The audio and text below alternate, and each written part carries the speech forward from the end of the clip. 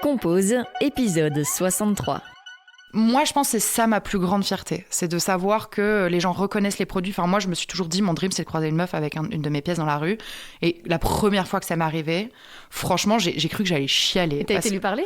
On était en vélo, c'était dangereux, je l'ai pas fait. Mais je lui ai écrit un message après en mode... Oh, elle te va trop bien, je suis trop contente.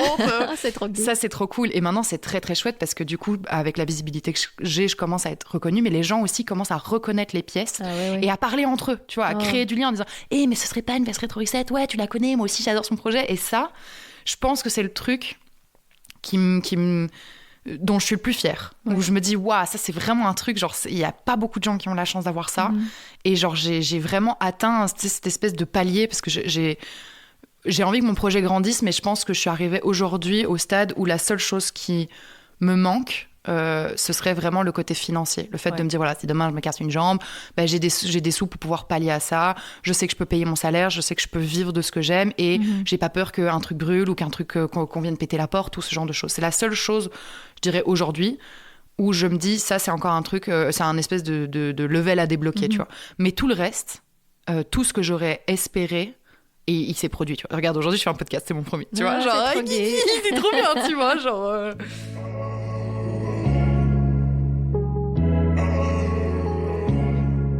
Cette semaine, j'ai le plaisir de recevoir Laura, la fondatrice de Rétro Reset, une marque de mode circulaire. Ensemble, on a parlé de la machine à coudre de sa grand-mère, de son esprit d'entrepreneuse, de son premier marché, du fait qu'elle adore collaborer et qu'elle s'entoure de forces tranquilles, de sa découverte de l'upcycling, de statut, de rémunération correcte et juste, d'esthétique versus éthique, de sa dépression, de son impulsivité, de sa peur de trop grandir, de ses rêves.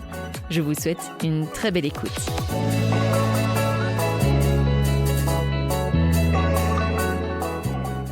Merci Laura d'être avec moi aujourd'hui sur Compose. Eh ben, avec plaisir. C'est donc ton tout premier podcast. Je suis vraiment honorée que tu aies accepté mon invitation. Tout pareil. Tu es donc la fondatrice de Rétro Reset. Mais d'abord, je veux être sûre, est-ce qu'on prononce vraiment bien ça comme ça ? Alors, c'est Rétro Reset, parce que souvent les gens disent Rétro Reset, mais Reset, c'est un petit peu une manière de décrire un sourire un peu niais. Donc, j'avoue que c'est un terme que mon papa utilisait très souvent. Et donc, ça lui donne un air un peu ridicule. Donc, je préfère Rétro Reset si j'ai le choix. Mais je n'en veux à personne s'il écorche le nom du projet. C'est donc une marque éthique et responsable que tu as créée toi-même. Et j'aimerais bien d'abord qu'on revienne un peu, avant d'en parler concrètement, qu'on revienne à tes débuts. Comment est né ton intérêt pour la mode et pour la couture ? Moi, c'est assez intéressant parce que mes deux grands-mères étaient couturières et ça ne m'a jamais intéressée. Et en fait, pendant mes études, donc j'ai fait plutôt des études de cinéma et de photo, principalement photo. Et en dernière année de bac 3, ma grand-mère est partie en home. Et j'ai récupéré sa machine à coudre, mais vraiment, c'était pour décorer. Je trouvais l'objet vintage très joli et ça s'est littéralement arrêté là. Et en fait, une copine à moi m'a aidée à faire des petites pochettes. Et en fait, j'y ai pris super goût.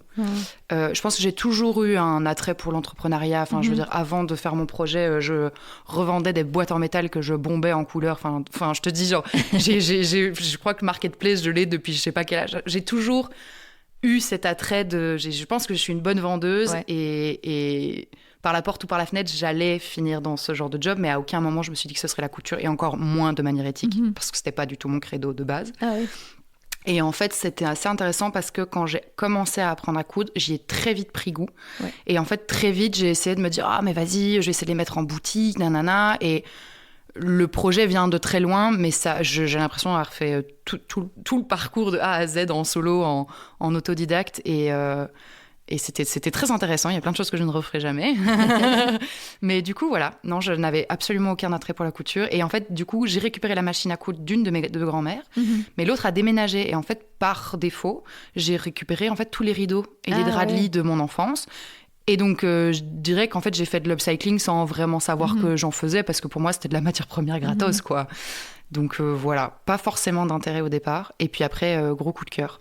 Et du coup, tu as commencé par quoi ? Et comment tu as appris aussi à coudre si tu savais pas à la base ? Alors moi, du coup, c'est ma copine qui m'a montré les b.a.-ba, donc vraiment de quoi faire ma pochette parce que c'est tout ce que je savais faire. Après, je me suis énormément inspirée sur YouTube. Et en fait, après ça, à la fin de mes études, j'ai commencé une formation en stylisme à l'EFP, mais qui ne m'a pas donné le bagage que j'espérais avoir. Mais par contre, dans cette formation, j'ai fait un stage chez Amandine Labidoire, qui elle faisait des robes de mariée sur mesure, mais des trucs un peu cool, un peu stylés, que tu peux porter aussi après ton mariage avec d'autres ensembles. Et elle m'a appris quand même beaucoup. Et en fait, très vite, je me suis rendu compte que la couture ne m'intéressait pas. En fait, j'ai pas de patience. Et donc, oui, je vois un tissu, je sais que je vais me projeter tout de suite. Mais par contre, l'étape entre les deux, franchement, ça me saoule. Du coup, qu'est-ce que je fais ? Je couds vite, je couds mal. Enfin, mes finitions sont pas propres. Et donc, pendant longtemps, j'ai eu du mal à mettre des prix sur mes produits parce que je savais bien qu'on n'était pas aux exigences que j'aurais espéré avoir. Et donc aujourd'hui, c'est très cool parce que du coup, je ne couds plus, quoi. J'ai une machine à coudre chez moi, je fais vite fait un petit patchwork de temps en temps, mais je ne touche plus à une machine à coudre et je sous-traite là où j'estime que ces gens-là ont des capacités qui sont bien meilleures que les miennes, quoi. Mais d'où ça t'est venu, en fait, cette envie de vendre directement, tu vois, pas seulement de créer des choses pour toi, mais de te dire, en fait, j'ai envie de vendre mes créations. En fait, il y a plusieurs cas de figure. Je pense que déjà, le premier, c'est qu'il y avait une envie, en tout cas avec les pochettes, de tester... Enfin, tu vois, de tout le temps tester un nouveau, voir un peu, ok... Enfin, je pense que déjà, l'assemblage des tissus, c'est un truc... Enfin, je pense l'assemblage tissu-couleur, c'est un truc que j'aime bien. Et puis, je pense que, tu sais, un peu tout ce qui est événementiel, faire des cadeaux, genre... Enfin, je sais pas. Je crois que j'ai toujours voulu faire des choses avec mes mains, quelles qu'elles soient. Ça aurait pu être de la cuisine, du jardinage, peu importe. Et en fait, quand je me lance dans un truc, j'ai tendance à me lancer à fond dedans. Et souvent, après, ça s'estompe et j'abandonne. Mais là, je dirais que très vite, ça a été vraiment le... Je sais pas, j'ai trouvé du plaisir à me dire, je vais faire un petit marché. Je me rappelle mon premier marché, c'était très drôle. J'avais fait, franchement, ça me fait rire. J'avais une espèce de table de camping, tu vois. Et j'avais amené ma machine à coudre sur le stand. J'avais écrit en grand au sol SAF, parce qu'à l'époque, mon projet s'appelait SAF, Simple as Fuck, mais ça ne l'a pas fait. Donc, j'ai dû changer de nom. J'avais un logo de crabe, donc rien à voir. Enfin, vraiment, c'était rien à voir. Et en fait, j'avais ramené tous mes stocks de tissus. Et j'avais dit aux gens, voilà, je vous fais une pochette sur mesure. Donc, vous choisissez les tissus. Et là, devant vous, je fais la pochette. Évidemment, j'en ai vendu aucune, parce que c'était le début, personne ne comprenait ce que je lui voulais. Et en fait, après, ça a été un truc un peu méditatif aussi, parce que finalement, moi, je prenais beaucoup les transports en commun. Et donc les pochettes, tu les couds à la machine, mais la finition, tu la fais à la main. Et en fait, dans le métro, j'adorais ça. Genre tout le monde me fixait, et moi j'étais là un peu comme ma mère qui tricote, genre partout. Moi j'étais là à finir mes finitions dans le métro. Et en fait, c'était très cool parce que très vite aussi, j'ai collaboré avec un gars de mon école qui s'appelle Léo Gillet, qui est un illustrateur dont je suis trop fan de ce qu'il fait. Et donc, je pense que je n'ai jamais aimé travailler seule. Alors, je sais que j'ai du mal à déléguer et je suis très directive dans ma manière de voir les choses. Mais en fait, j'adore aussi voir le potentiel chez quelqu'un et me dire, OK, comment on peut exploiter ça pour que ça fasse un truc cool et qu'on allie nos forces. Et en fait, du coup, pendant tout un temps, et surtout la période de Noël, ça avait bien marché. Enfin, quand je te dis bien marché, on avait vendu 10 pochettes, on était super contents. Tu vois.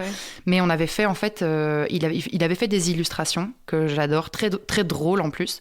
Et on les avait thermocollées. Donc, tu sais, tu imprimes ça sur une feuille et après, tu fais du transfert avec le fer à repasser. Et on en a vendu quelques-unes comme ça. Et en fait, très vite après avoir fait les pochettes, j'ai fait les tote bags, puis les sacs à dos. Puis à un moment, j'étais en mode, OK, bon, ça me saoule, j'ai envie de faire des fringues, quoi.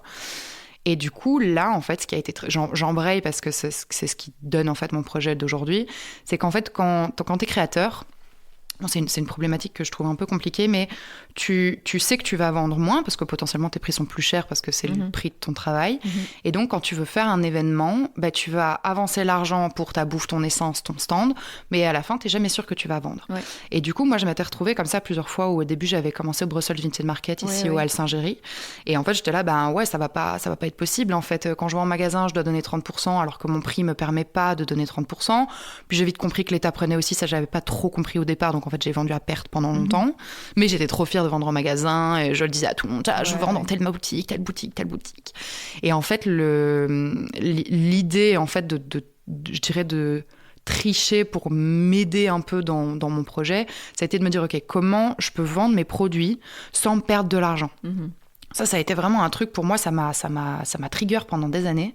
Et en fait, au Brussels Vintage Market, j'ai fait un test qui était, OK, quand tu chines tes tissus, tu vas de toute façon dans des magasins, dans des friperies, ce genre de choses. Et de toute façon, t'as un attrait pour les belles choses, tu sais les mettre en avant. Et donc, j'ai commencé à chiner des pièces de seconde main en me disant, si je les vends sur mon stand, je vais générer une marge qui va en fait couvrir mes frais. Et donc, j'ai commencé vraiment à chiner pour revendre et générer un bénéfice qui me permettait de faire vivre mon projet d'upcycling. Sachant bien que mon projet d'upcycling n'était absolument pas rentable. Je me rappelle que j'avais récupéré un rideau de ma grand-mère, mais un truc de fou. Enfin, vraiment un truc en vrai... Là, aujourd'hui, si je pouvais genre le récupérer et ne pas l'avoir vendu, je le ferais. Mais voilà, il fallait tester et faire des erreurs. Et je me souviens que j'avais fait une jupe. Mais une jupe, allez, ça m'a pris, sans te mentir, des jours et des jours, parce que juste aucun skills, aucune expérience. Et en fait, la jupe faisait... c'était vraiment une taille haute. Donc, il y avait une quantité de tissu et d'ampleur qui était importante. Et je l'avais mis à genre 45 €. Enfin, c'était ridicule, mais tu sais, vu que c'est toi qui le fais, t'es un peu en mode moi, je suis pas sûre que ça vaut plus de 45 €. Enfin, genre, c'est le début, c'est normal. T'as un peu le syndrome de l'imposteur. Et en fait, la nana me l'a encore négocié 25. Wow. Et en fait, j'ai accepté, tu vois. Et je me dis, mais en fait, même juste le tissu seul, il valait déjà plus de 25, même juste en termes de valeur qu'il avait pour moi. C'était les rideaux de l'appartement à la mère de mes grands-parents. Enfin, il avait une valeur hyper importante. Et donc là, très vite, j'ai compris que moi, j'aurais trop de difficultés à vendre en tout cas mes produits et à en être fière en termes de finition, et en fait que ce serait pas rentable. Donc j'ai continué à développer ce projet-là, mais vraiment pour apprendre, pour acquérir de l'expérience, pour prendre plaisir. Mais du coup, j'ai dû développer vraiment sur le côté la vente de seconde main, quoi. Pas le choix, en fait. Sinon, j'aurais jamais continué, en fait. Du coup, ta première vente, vraiment, c'était en quelle année ? Ma première vente, c'était en 2018. Et à ce moment-là, qu'est-ce que tu as ressenti ? Parce que même s'il y a l'attrait « je ne me rémunère pas correctement », tu t'es dit « waouh, il y a quelqu'un qui achète ce que j'ai fait ». Moi, je suis archi fière. Et genre, c'est con, mais la première fois qu'on m'a dit « oh, j'ai une copine, elle t'a acheté un truc, je l'ai vu l'autre jour », enfin, c'est bête, mais ça veut... Moi, je pense que c'est ça ma plus grande fierté. C'est de savoir que les gens reconnaissent les produits. Enfin, moi, je me suis toujours dit, mon dream, c'est de croiser une meuf avec une de mes pièces dans la rue. Et la première fois que ça m'est arrivé, franchement, j'ai cru que j'allais chialer. T'as été lui parler ? On était en vélo, c'était dangereux, je l'ai pas fait. Mais je lui ai écrit un message après en mode... oh, elle te va trop bien, je suis trop contente. C'est trop cool. Ça, c'est trop cool. Et maintenant, c'est très, très chouette parce que du coup, avec la visibilité que j'ai, je commence à être reconnue. Mais les gens aussi commencent à reconnaître les pièces et à parler entre eux, tu vois, à créer du lien en disant « mais ce serait pas une veste Rétro Reset ? Ouais, tu la connais, moi aussi, j'adore son projet. » Et ça, je pense que c'est le truc dont je suis le plus fière. Où je me dis « waouh, ça, c'est vraiment un truc. » Genre, il y a pas beaucoup de gens qui ont la chance d'avoir ça. Et genre, j'ai vraiment atteint cette espèce de palier parce que j'ai envie que mon projet grandisse, mais je pense que je suis arrivée aujourd'hui au stade où la seule chose qui me manque, ce serait vraiment le côté financier. Le fait de me dire, voilà, si demain je me casse une jambe, j'ai des sous pour pouvoir pallier à ça. Je sais que je peux payer mon salaire, je sais que je peux vivre de ce que j'aime et j'ai pas peur qu'un truc brûle ou qu'un truc qu'on vienne péter la porte, tout ce genre de choses. C'est la seule chose, je dirais, aujourd'hui où je me dis, ça, c'est encore un truc, c'est un espèce de level à débloquer, tu vois. Mais tout le reste, tout ce que j'aurais espéré, et il s'est produit, tu vois. Regarde, aujourd'hui, je fais un podcast, c'est mon premier, tu vois. Genre, c'est trop bien, tu vois. Genre, Donc, voilà. C'est trop cool. Et du coup, quelles ont été un peu les étapes pour que tu arrives jusqu'ici ? Quand est-ce que tu es devenue indépendante complémentaire et que tu t'es dit, il y a peut-être moyen d'associer ça avec un boulot à côté, etc. Et puis pour devenir aujourd'hui, je crois, indépendante totale depuis seulement quelques mois. 2 mois tout pile. Alors, ça a été, honnêtement... le plus compliqué de tout le projet. Honnêtement, avoir un tissu que t'achètes et qui rétrécit à la machine ou même qui se déchiquette, c'est les petits aléas de la vie. Mais je pense que tout le côté statut, je voyais bien qu'en fait, je rentrais dans aucune case. Et ça, je pense que ça a été... j'ai beaucoup de fois failli abandonner. Et j'ai beaucoup pleuré aussi à cause de ça. Parce qu'en fait, je m'en sortais pas. J'étais en mode, déjà, en fait, j'ai pas de fonds propres. C'est-à-dire qu'en fait, l'argent que je gagnais, il me servait juste à vivre. Et du coup, je ne savais pas comment, à part avec les moyens du bord et le temps et l'énergie que j'avais à donner, de faire grandir mon projet sans, en fait, risquer de pas bouffer à la fin du mois. Et c'est un truc que je voulais vraiment pas lâcher, mais ça a été super compliqué parce qu'au tout début, du coup, en fait, quand tu connais pas la logique de la vente, le fait de déclarer tes produits... Mais j'ai eu beaucoup de contraintes. Déjà, la première, c'est qu'en fait, en Belgique, et à mon avis ailleurs, tu peux pas faire plus de quelques brocantes par mois. Sinon, tu deviens un itinérant, il faut des cartes spéciales. Moi, j'étais en mode, en fait, je veux juste tester. Je veux juste voir si mon projet fonctionne. Je veux pas déjà m'engager en disant, alors, voilà, ça va devenir mon job. Enfin, c'était impossible. À l'époque, j'étais en train de tester. Je vendais déjà à perte, donc c'était ridicule. Pendant longtemps, j'ai été à la Smart. J'ai eu des bons et des moins bons échanges. Quand tu as un cool échange, c'est chouette parce que la personne, elle est elle t'apprend, elle t'accompagne. Donc, tu es en mode, OK, là, c'est bon. Moi, il faut savoir que mon papa a fait a beaucoup fait faillite. Ah ouais. Donc j'ai vécu dans des maisons où on avait des Mercedes et on allait au resto tous les jours. Et le lendemain, on déménageait, ma chambre était 3 fois plus petite. Et puis d'un coup, on bouffait des pâtes tous les jours. C'est un truc qui ne m'a pas, qui m'a pas fait souffrir quand j'étais gamine. Ouais. J'ai eu une très très belle enfance. Mais par contre, je sais ce que c'est du jour au lendemain de tout perdre. Ouais. Et c'est un truc où je me suis dit, ce projet, peu importe la forme, la tournure qu'il va prendre, la seule chose que je veux pas, c'est de m'engager et de prendre un risque qui pourrait me mettre dans cette situation-là. Mmh. Donc en fait, quand il s'agit d'argent ou de trucs un peu légaux, franchement, je suis très vite stressée, j'ai très vite besoin qu'on m'accompagne et j'ai besoin que mon interlocuteur en face, si j'aille vers lui, c'est que je considère qu'il a les informations et j'ai besoin qu'il me guide, j'ai besoin qu'il me rassure, j'ai besoin qu'il m'explique en fait, parce que faire les trucs un peu en mode YOLO, c'est un truc, moi ça peut m'empêcher de dormir et j'ai pas du tout besoin de ça. Et donc pendant longtemps, j'ai été à la Smart et vers la fin, ça a été compliqué parce qu'en fait, le problème que j'avais, c'était que je voulais lier à la fois de l'upcycling et à la fois de la seconde main. Ouais. Et en fait, légalement, c'est pas taxé de la même manière, c'est pas les mêmes justificatifs. La seconde main, ça marchait pas auprès de la Smart. Donc en fait, très vite, j'ai voulu avancer, j'étais de bonne volonté, j'étais prête à me donner corps et âme, mais légalement, il y avait toujours un truc qui merdait. C'est-à-dire que j'avais pas le moyen de me lancer parce que j'avais pas les fonds propres et parce que j'étais pas sûre que ça allait marcher et que j'avais pas de l'argent à perdre pour tenter le truc, on sait jamais, tu vois, genre il y a beaucoup de gens qui se lancent comme ça sans avoir testé leurs produits. Moi, c'est un truc no way, genre jamais de la vie.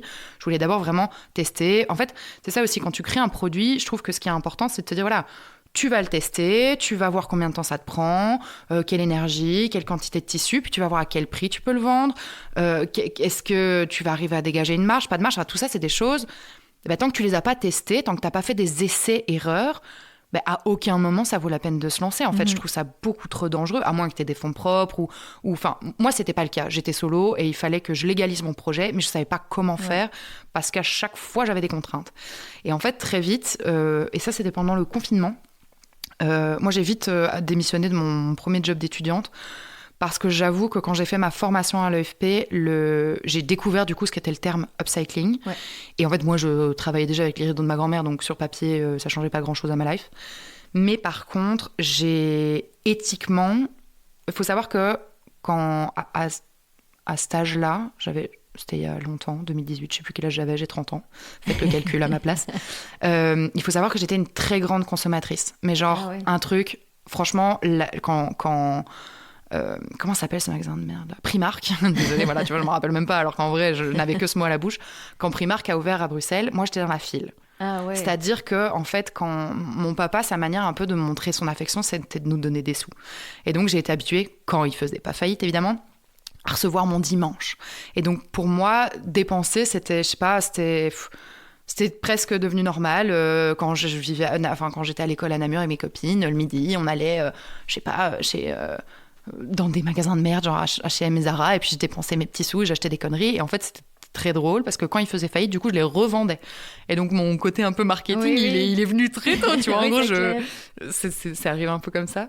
Et en fait, quand j'ai commencé à confectionner mes vêtements, à ce moment-là, je faisais pas vraiment des vêtements, mais quand j'ai commencé à coudre et que j'ai commencé aussi à chiner surtout, ça a vraiment fait une différence. Quand j'ai commencé à chiner de la seconde main, je me suis rendu compte qu'en fait, entre mes mains, j'avais un produit qui était plus qualitatif et moins cher. Ah ouais. Et là, j'étais en mode attends, c'est quoi ce bordel ? Genre, pourquoi ça tient mieux ? Pourquoi c'est plus joli ? Pourquoi c'est mieux coupé aussi ? Ça, c'était ouf. Quand tu commences à chiner beaucoup de seconde main, tu te rends compte qu'il y a des finitions qui n'existent plus. Et en fait, t'es là, waouh, c'est vraiment un autre monde, tu vois. Et en fait, quand j'ai commencé vraiment à chiner et à moi m'habiller en seconde main, dès que je mettais et maintenant c'est pire, plus les années avancent, pire c'est. Quand je mets un pied dans un magasin type H&M, Zara, peu importe, parfois c'est même, j'en sais rien, j'ai pas envie de dire des noms de magasins que j'aime bien parce que je sais que c'est mal et j'y vais quand même, mais il y a des magasins même plus chers où en vrai c'est la même qualité, c'est la même merde, tu rentres, il y a toujours la même odeur et tu te regardes l'étiquette, c'est toujours les mêmes choses qui reviennent. Je peux plus en fait. Il y a le côté éthique certes, mais aussi qualitativement, je suis là. Oh my god, no way, je vois. Et puis je sais comment la matière va vieillir aussi, et ça c'est mort quoi. Et tu t'es beaucoup renseignée justement sur le côté éthique et sur ce qui se passait derrière ces marques-là ? Eh ben pas du tout. Pas du tout. J'avoue que je suis entourée de pas mal de gens quand même où l'aspect éthique et le côté un peu, je dirais, comment tu dis ça quand tu militant. Moi, je suis pas très... Oui, je suis militante à ma manière, mais par exemple, sur mes réseaux sociaux, je suis pas là à dire H&M, Zara, c'est mal et tout. Je préfère proposer des solutions plutôt que de rabâcher ce qui va pas, parce que malheureusement, ce qui va pas, potentiellement, mes clientes qui sont là, elles sont un petit peu concernées par ça. Elles se doutent que ça va pas. Et moi, c'est quelque chose que je trouve très négatif. Et j'avoue, j'ai tendance à très vite... Enfin, ça peut me mettre dans des moods très négatifs, de prendre en compte vraiment tout ce qui se passe. Je sais ce qui se passe, je ferme pas les yeux. Mais je n'ai pas forcément envie de tout le temps en parler, me le rappeler. Et donc, je ne suis pas du genre à me renseigner, mais par contre, voilà, quand tu es dans le secteur, il y a des trucs, tu le sais par la porte ou par la fenêtre. Ouais. Et je pense que c'est plutôt force d'expérience qui m'a permis de comprendre en fait, la valeur du travail, la valeur d'être bien dans son job, de collaborer avec des gens et de collaborer avec des gens avec qui tu te sens bien. Donc, c'est plutôt, je dirais, dans ma sphère privée que je mets ça en exergue et que je suis en mode ok, par contre je vais faire les choses comme ça et genre mon produit va aller jusqu'au bout dans le traitement des déchets, mais c'est plutôt à mon échelle parce que tu vois, par exemple, moi j'ai des packaging et je trouve ça c'est hyper contradictoire parce que par exemple j'ai des produits qui sont très chers. Alors, moi, je sais qu'ils valent ce prix-là, surtout depuis que je sous-traite et que je paye des gens le prix correct et que je suis plus la personne qui est là en mode « Ah, mais moi, mon travail, les défauts… » Moi, souvent, quand j'ai une créatrice qui a cousu pour moi et qui me dit « Ah oui, alors là, il y a un petit ourlet. » Je fais « Écoute, si je le vois pas, le client, il le verra pas. » Donc, honnêtement, chill-toi avec ça. Genre, il n'y a pas de stress. Ça vaut le prix. C'était les heures que tu as travaillé. C'est ok, tu vois. Mais par exemple, quand j'ai eu la difficulté… Enfin, c'est pas difficile, c'est juste que c'est pas valorisant, mais de me dire dans mon projet, le côté éthique va prendre le dessus sur le côté esthétique. Et alors moi, je suis une nana, l'esthétique, c'est un truc, ça a beaucoup, beaucoup d'importance pour moi. Et donc typiquement, par exemple, au lieu d'avoir un très beau packaging, j'adorerais que ma cliente, elle soit là, elle arrive à la poste, elle soit là, « Oh mon Dieu, le paquet, il est trop beau !» Tu vois, genre, ça annonce un peu la couleur, tu vois. Ben non, pour le moment, un packaging, c'est le client qui le paye. Moi, j'estime que c'est déjà assez cher. Je préfère qu'ils payent pour le produit et pour une production locale.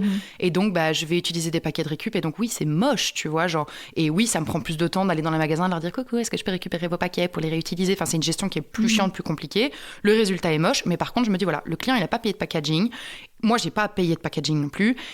Et officiellement, c'est un déchet qui de toute façon est à la poubelle, donc autant qu'il fasse encore une transition entre les deux. Ouais, c'est clair. Et puis comme ça, tout le monde est content, tu vois. Puis en fait, tu préfères que ton produit soit beau, que ton achat soit beau, plutôt qu'il soit bien emballé, quoi. Ouais, de ouf. Et parfois, ça cache aussi quelque chose quand c'est trop bien emballé. De ouf. Et pour le moment, on me l'a pas reproché, donc je continue de fonctionner comme ça. Mais je sais que dans ma manière de gérer, par exemple, mes textiles, si j'ai des produits, je sais pas, j'invente, je fais une chemise, après avec la chemise, je fais une banane, après il me reste encore des chutes. Potentiellement, si c'est un morceau que j'aime bien, je le garde pour faire un petit morceau de patchwork chez moi. Et après, les plus petits morceaux, j'ai par exemple Atelier Sieste qui va récupérer des lignes ou des unis. Elle va en faire des couvertures. Pendant tout un temps, en seconde main aussi, j'avais les épaulettes. C'était une nana qui les récupérait pour ses études d'art. Enfin, j'essaye. Ici, par exemple, devant la porte, je mets souvent des tissus à donner. Ah ouais. Donc, mes bouts, tout à la fin, c'est mort, ça va pas à la poubelle. Enfin, je veux dire, il y a toujours moyen de trouver quelqu'un que ça intéressera. Ça demande du temps parce qu'il faut démarcher, il faut lui dire est-ce que tu sais passer, nanana, ton sac est plein. Mais ça n'aurait pas de sens pour moi d'acheter un tissu neuf random, pas cher, de jeter les morceaux qui restent parce que c'est plus simple de les mettre à la poubelle. Et ça, c'est un truc que j'ai bossé chez Wonderloop ici à la rue de Flandre, qui était une boutique de slow fashion. Et en fait, elle, autant dans le côté humain que dans le côté vraiment logistique, elle m'a vraiment ouvert les yeux sur, oui, en fait, quand t'imprimes tes bons d'envoi, potentiellement, tu peux mettre 2 fois le bon d'envoi sur le papier. C'est plus chiant, il faut le découper. Mais en fait, ça prend plus de temps, mais c'est logique, en fait. Tu vois. Ou par exemple, quand je fais mes colis ou quoi, s'il me reste un morceau de papier, oui, je le mets dans une boîte et je sais que si à un moment je dois écrire à l'atelier de prod, je prendrai le petit morceau de papier que j'ai pas jeté et j'ai à cœur de me dire que ça va jusqu'au bout du process. Et ça, je pense que c'est important quand tu fais de la mode durable. Et ce que je trouve dommage, c'est que finalement, c'est souvent ceux qui crient le plus, qui font de la mode durable, qui le font seulement en surface, tu vois. Et ça, moi, je me sens pas obligée de me justifier vis-à-vis de ça. Mais je trouve que c'est des choses où si tu fais les choses, fais-les bien. Les fais pas juste pour le blason, coucou, petite marque éco-responsable, tu vois. Surtout qu'une fois que c'est des process que tu as mis en place, en fait, c'est pas oui, ça prend un peu plus de temps, certes, mais ça te fait aussi potentiellement gagner et de l'argent et de la place dans ta poubelle. Donc l'un dans l'autre, tout le monde est gagnant, tu vois. Et du coup, parce que je crois qu'on n'y a pas tout à fait répondu, en quelle année t'es devenue indépendante complémentaire? Alors du coup, oui, effectivement. Tu vois, je t'avais dit, je parle blindé. Mais c'est bien, je parle tu blindé. peux parler blindé. Donc Smart, j'ai abandonné. Et en fait, pendant le Covid, du coup, ce qui s'est passé, c'est que j'avais le projet de seconde main sur le côté. Ouais. Donc Retro Reset, au tout départ, c'était... À un moment, c'est vraiment... Donc pochette, pour faire des pochettes, il faut vendre de la seconde main. Et puis la seconde main a pris de l'ampleur. Et en fait, quand la seconde main a pris de l'ampleur, ça m'a vraiment permis de garder des sous pour pouvoir produire.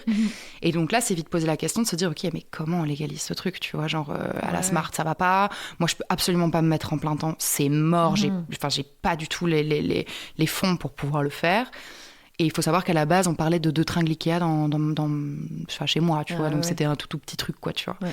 Et en fait, pendant le confinement, à ce moment-là, mon projet avait pas vraiment d'ampleur. Enfin, genre, c'était moi, mes potes et les potes de mes potes, et ça s'arrêtait là. Et j'ai fait une méga grosse dépression. Mais un truc qu'à l'époque, je pensais que c'était rien du tout. Et en fait, plus le temps avance, plus je me dis, ouais, c'était trash, en fait, ce que t'as vécu. Et donc, je me suis un peu enfouie dans ce projet. Et j'ai vendu énormément sur Vinted. Mais genre, je me suis fait bannir tellement j'ai vendu, tu vois. Genre, voilà, c'est comme... Faites attention, faut pas trop vendre sur Vinted, c'est dangereux. Et en fait, ce qui s'est passé, c'est que j'ai commencé à faire des drops sur Vinted, donc sur mes réseaux sociaux. Je faisais mes petites photos la journée, je les retouchais. Et en fait, le soir, je disais, attention, à 18h, je vais mettre plein de sapes trop cool sur Vinted. Ouais. Et en fait, la raison pour laquelle j'ai fait, c'est qu'il y avait plusieurs problématiques. La première, c'est que le chômage, il n'avait pas du tout l'intention de me payer tout de suite et qu'il pensait que pendant 3 mois, j'allais pouvoir vivre d'amour et d'eau fraîche. Pas possible, forcément. Ouais. Que moi, en fait, le truc, c'est qu'avec le Covid, vu qu'il n'y a plus de marché, en fait, j'ai du stock. Ouais, oui. Mon stock, je ne vais pas attendre qu'on soit déconfiné l'été prochain et que je me retrouve avec un stock d'hiver là maintenant, quoi. Surtout que, comme je te dis, c'était chez moi. Donc, ça prend de la place, ça veut dire que je pouvais pas faire de réassort, trop compliqué, tu vois. Et troisièmement, en fait, du coup, j'avais pour une fois du temps. C'est-à-dire que, en fait, j'ai pu faire des photos, j'ai pu développer mes réseaux sociaux, j'ai pu vraiment upgrader un peu mon setup. D'ailleurs, quand je regarde mon feed, c'est drôle parce que moi, je vois l'évolution un peu. Et c'est marrant parce que les premières photos que j'ai faites, c'était des photos portées sans ma tête. Parce qu'en fait, juste c'était Covid, donc j'étais en jogging tout le temps et démaquillée, cheveux gras. Et en fait, très vite, j'ai compris que quand tu mets en scène bien un vêtement, oui, si tu l'as sur cintre ou par terre avec un flash, c'est dégueu. Par contre, si tu commences à le porter, à la sortir, je voyais bien qu'en fait, ça marchait trop et que moi, j'étais bonne en plus pour faire ça, tu vois. Et donc, ça a commencé à prendre un peu d'ampleur. Le confinement, le Covid, tout ça, c'est plus ou moins arrêté. Moi, ma dépression était toujours là, mais je faisais encore comme si de rien ne se passait. Oh, okay. Et en fait... Là, il s'est passé la question de, ok, moi, je me vois pas rester au chômage. Très honnêtement, déjà, ça me fait chier parce qu'en termes de documents et tout, ça me rendait administrophobe, c'était pas possible. Que c'était jamais fiable, un coup il te virait, un coup il te virait pas, le montant il changeait. Enfin, genre, j'étais là en mode, ça c'est mort, je veux pas, je suis déjà stressée et anxieuse, j'ai pas besoin de ça dans ma life. Et donc, la question a été de, comment je vais travailler dans la mode durable après le Covid. Enfin, tous les projets, toutes les boutiques que je kiffe se sont pété la gueule. Moi, le magasin dans lequel je bossais, qui était littéralement noir sur blanc le job de mes rêves, on a fait faillite. Donc dépression plus faillite de la boîte, du coup, ça a été vraiment le truc en mode mais qu'est-ce que je vais branler de ma vie en fait. J'ai un super chouette projet, je pense qu'il a un potentiel de ouf. Mais j'ai pas la santé mentale nécessaire pour me lancer dans des démarches administratives et des risques financiers maintenant. Surtout ne sachant pas si demain on reconfine, si demain la guerre, si demain whatever, je sais pas. Surtout sans économie et sans fonds propres. Et en fait, légalement, la seule option qui me restait, c'était de me mettre à mi-temps. Et c'est un truc, au départ, je me suis pas dit c'est déconné, parce qu'en fait, j'ai toujours fait mon projet à côté d'un job, donc je savais ce que c'était d'avoir 2 boulots, ça ne m'a pas stressée. Par contre, je tenais absolument à rester dans le secteur du durable, de préférence de la mode durable, tu vois. Donc ça a été pas évident à trouver, parce que forcément, je te fais pas un dessin après Covid, ça a été compliqué pour tout le monde. J'ai travaillé mon premier mi-temps, je l'ai fait chez Coucou, le magasin de location ici à Bruxelles. Donc c'était cool pour moi parce que d'un côté je me disais ok, trop bien, j'ai l'upcycling, j'ai la seconde main, avec Wanderloop j'ai eu la mode durable, maintenant je vais avoir la location, trop bien. Qu'est-ce qui manque? Rien, tu vois, il me manquait rien du tout. J'ai pas forcément obtenu ce que j'étais venue chercher, mais c'était quand même intéressant.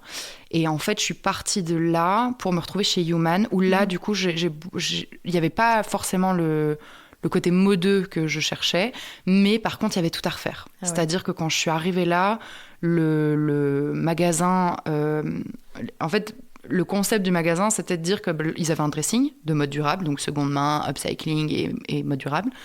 Enfin, marque éthique, quoi.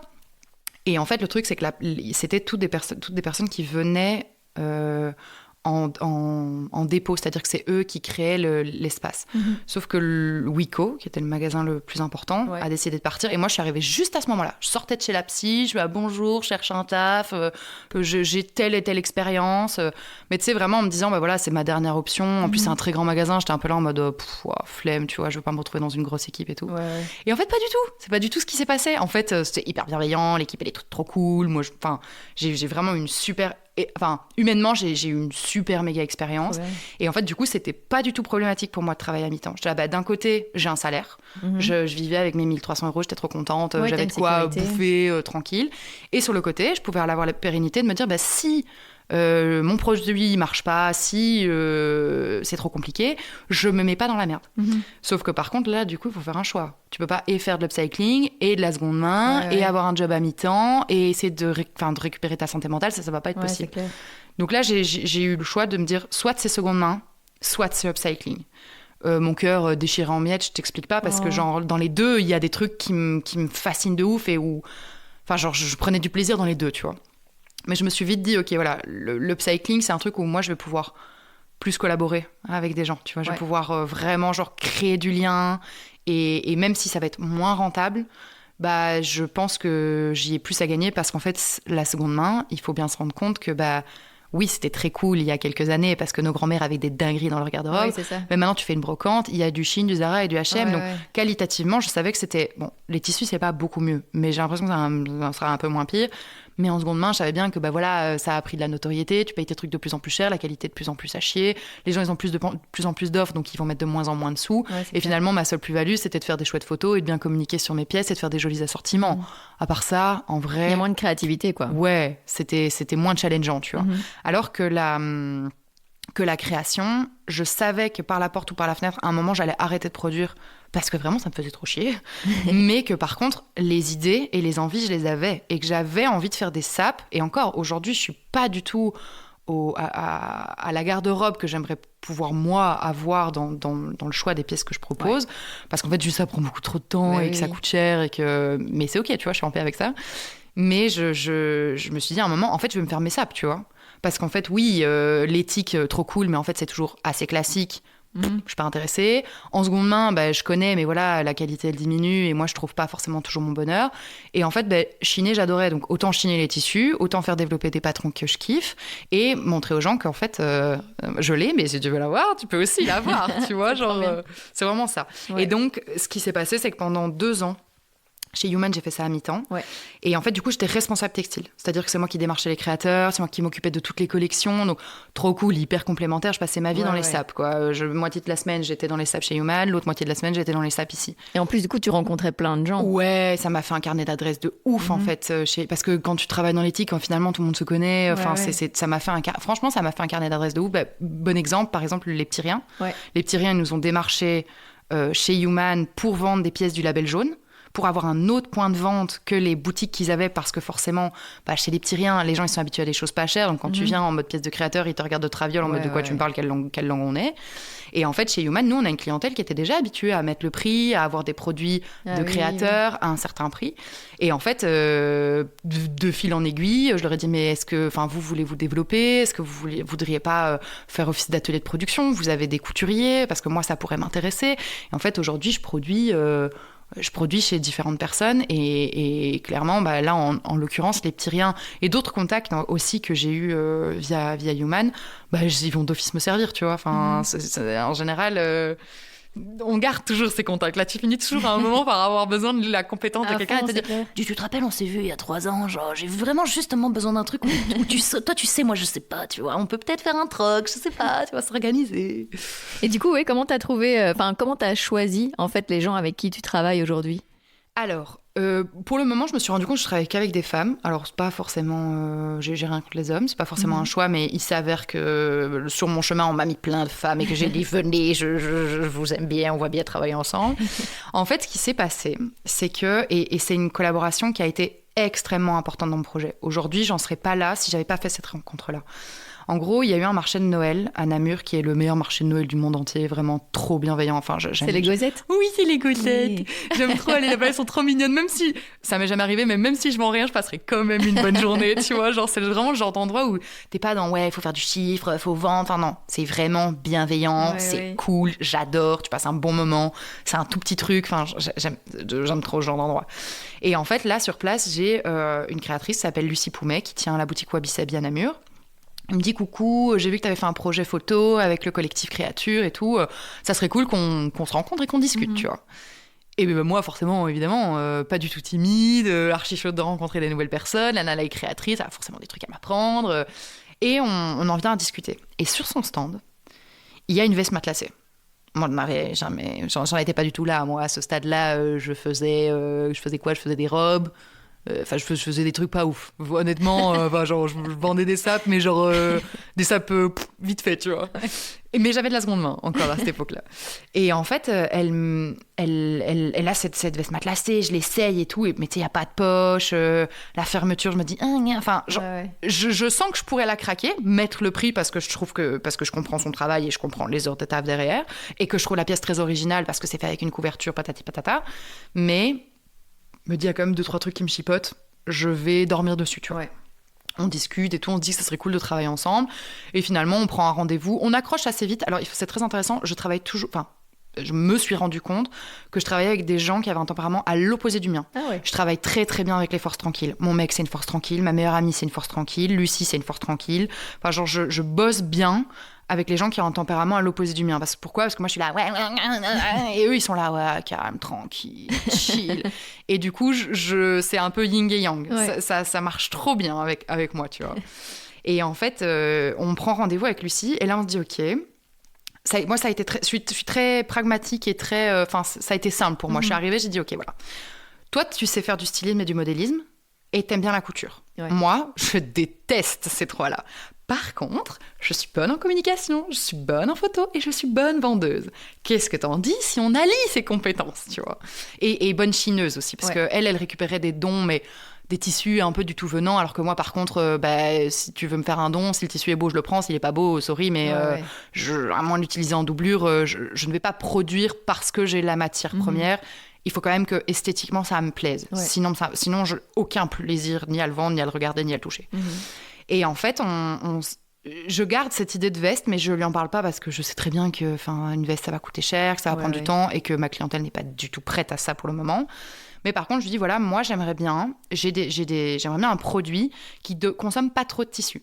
Ouais. Comme ça, quand je vais aller chiner, je ne vais pas devoir acheter des métrages et des métrages, parce qu'en fait, en upcycling, oui, un drap de lit, tu sais faire beaucoup de choses, un rideau, tu sais faire beaucoup de choses, mais en fait, c'est à peu près tout, quoi. Tu vois, je veux dire, un oreiller, tu sais rien faire. Donc, j'avais la contrainte où je me disais, voilà, j'ai pas toujours des très gros morceaux. Donc, quel produit on pourrait développer, en sachant que je voudrais pas que ça coûte trop d'argent, que ça prenne trop de temps, qu'il y ait trop de tissu. Et donc, on s'est mis d'accord sur un crop top. Premier degré, rien de compliqué. Mais je dis par contre, un crop top, on est mignonne, mais juste un bête crop top, ça va pas le faire, tu vois.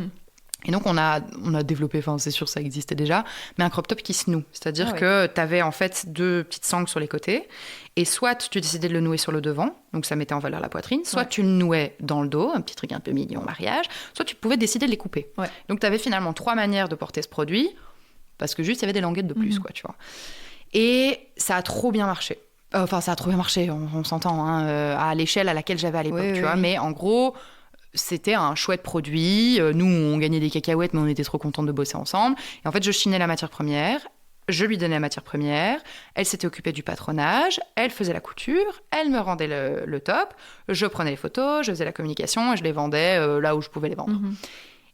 Et en fait, on divisait par 2. Et donc ça, c'était trop cool parce qu'on a trouvé un espèce de bon consensus. Ouais. Et donc, petit à petit, je lui ai dit, par contre, tu te rappelles la veste que t'as fait ? Et il y a un monde où j'aimerais bien qu'on l'upgrade pour moi, tu vois. À la base, c'était vraiment, ta veste, je l'aime bien, je la veux pour moi. est-ce qu'on peut faire les finitions qui, moi, me plaisent, Ouais. tu vois. J'ai demandé de chipoter un peu à droite à gauche, changer les poches, petite doublure, petite pression, modifier 2-3 trucs. Sur le papier, pas énormément de choses, mais des trucs qui, pour moi, étaient importants. Moi, tu me mets un vêtement sans poche, je deviens dingue. Genre, c'est mort, tu vois. Genre, c'est pas possible. Genre, tu peux être aussi féminine que tu veux, si j'ai pas de poche, ça m'énerve. Et en fait, on a fait mon modèle à moi, que j'ai adoré et que j'ai poncé. Mais genre, je l'ai poncé jusqu'à la mort. Enfin, je l'ai pas tant poncé que ça parce que je l'ai vendu il y a pas longtemps et qu'il était encore en très bon état, mais je l'ai porté, quoi, tu vois. Et en fait, très vite, je me suis dit, mais en fait, moi, je kiffe porter cette veste. Les gens me croisaient en rue, c'était là, elle est trop belle ta veste. Je me dis, mais vas-y, viens. En vrai, Trop cool. on la vend, tu vois. Donc, j'ai commencé à chercher plein de couvertures de matières premières. On a développé ce produit-là.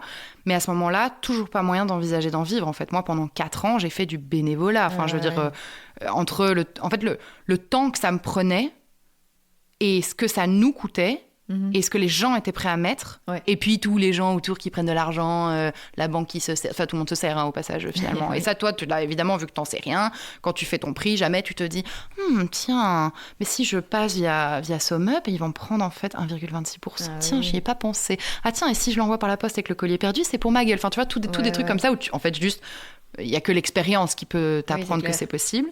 Et en fait, là, ce qui s'est passé, c'est que du coup, Human, ça a duré 2 ans. Et en fait, ils ont ouvert une deuxième boutique. Et donc moi, j'étais responsable boutique maintenant de 2 magasins avec un projet qui grandissait.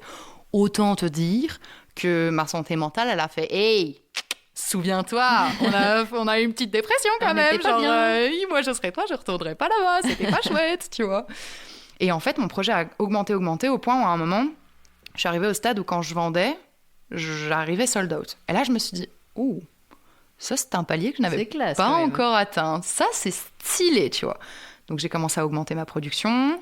Et forcément, qui dit augmenter ta production, dit que tu arrives à avoir une marge un peu plus importante. Enfin, importante. À ce moment-là, je ne pouvais pas encore vraiment envisager d'en vivre, mais je me suis dit, tiens, c'est intéressant, ça vaut la peine. Donc là, j'ai commencé à avoir ma trésorerie augmentée. Vu que ma trésorerie augmentait, je me suis dit, en vrai, je pourrais commencer à acheter du tissu en plus grande quantité, peut-être faire des précommandes. Et donc, j'ai commencé à astucer un peu comme ça à droite à gauche. Et à un moment, je me suis dit, mais en vrai, je pense que là où moi, ça me coûte le plus d'argent, c'est de développer le patron. Parce que je suis obligée de sous-traiter. La production, c'est normal. Enfin, je veux dire, faut faire de la production, mais la sous-traitance, c'est un truc, une fois que tu demandes à quelqu'un de te créer un patron, tant que tout ce processus, tu n'arrives pas à récupérer tes billes, en fait. Tu vois, une production, j'achète mon tissu, je le mets en production, je vends le produit, je récupère un peu de trésorerie pour refaire un peu le même circuit. Le patron, tu payes quelqu'un et c'est du service, et puis ça marche pas, c'est tant pis pour ta gueule, tu vois. Et je me suis dit, mais en fait, il y a un monde où moi qui ai peur de me dire, je peux pas en vivre parce qu'en fait, je gagne pas assez d'argent et que je sais très bien qu'il y a des prix psychologiques que tu peux pas atteindre. Je sais que, oui, mais si je suis peut-être chère par rapport à certaines marques. Après, je ne produis pas moi-même, donc maintenant, j'applique des prix en fonction de ce que ça me coûte de payer un salarié en Belgique, quoi. Mais par contre, je me dis, c'est trop con, je sais que je pourrais pas augmenter mes prix, je vais pas pouvoir diminuer non plus le prix de production. Donc là où je pourrais essayer de gagner des sous, c'est 2 options. Faire des ateliers couture pour devenir en fait du service et donc faire payer mon temps pour une fois, tu vois. Et donc j'ai fait pendant longtemps, pas si longtemps que ça, mais des ateliers couture où du coup j'en profitais à la fois pour moi coudre mes trucs et en même temps m'occuper des gens. Et en fait j'ai kiffé parce que j'ai rencontré quand même des gens vraiment chouettes.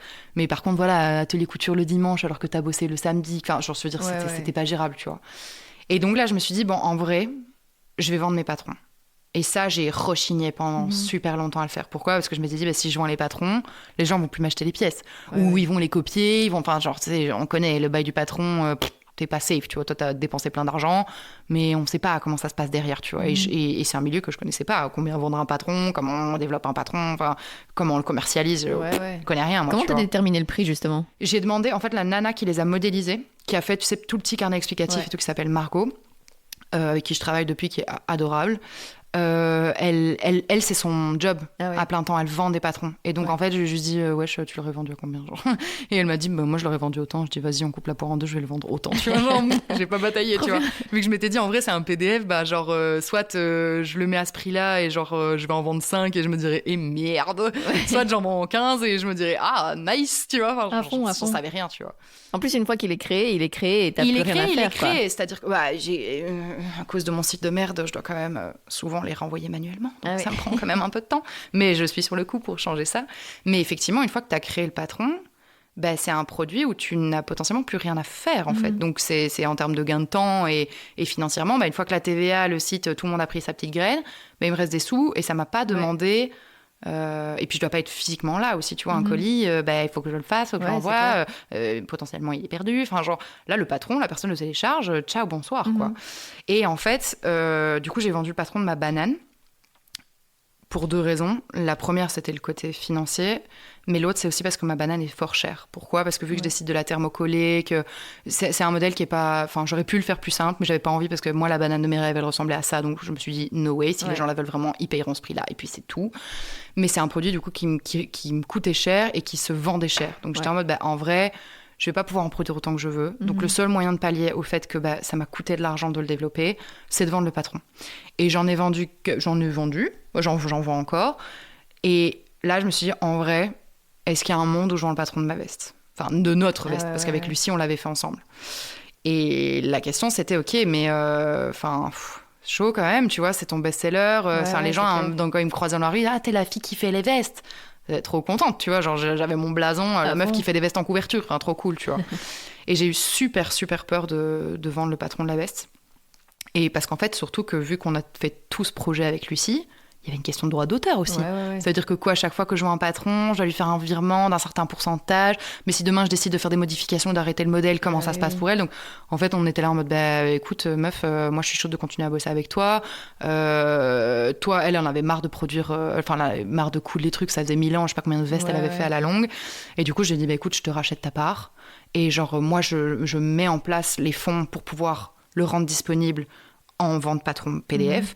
Et finalement, ça a trop bien marché. Et donc, aujourd'hui, la question se pose de me dire, OK, est-ce que finalement, si tu produis mais que ça te coûte cher, est-ce que t'es pas mieux sur le côté de développer d'autres stratégies pour pallier à ce truc financier-là ? Et en fait, du coup, il y a 2 mois ou 3 mois, je me suis dit, en vrai, tu sais quoi, 2 tafs, c'est pas possible. Mon projet marche bien, je vois que ma trésorerie, elle augmente. Il y a un monde, sans être sûr, il y a un monde où je pense que ça passe. On verra, tu vois. Et en fait, j'ai retourné le truc dans tous les sens et j'étais là, je peux plus avoir de taf. Psychologiquement, ça va pas. Soit mon projet, il doit arrêter de grandir et c'était pas le cas. Soit mon taf chez Human, il doit diminuer parce que c'est juste pas possible pour une seule personne, tu vois. Et donc là, en juin, j'ai tenté. Et pour le moment...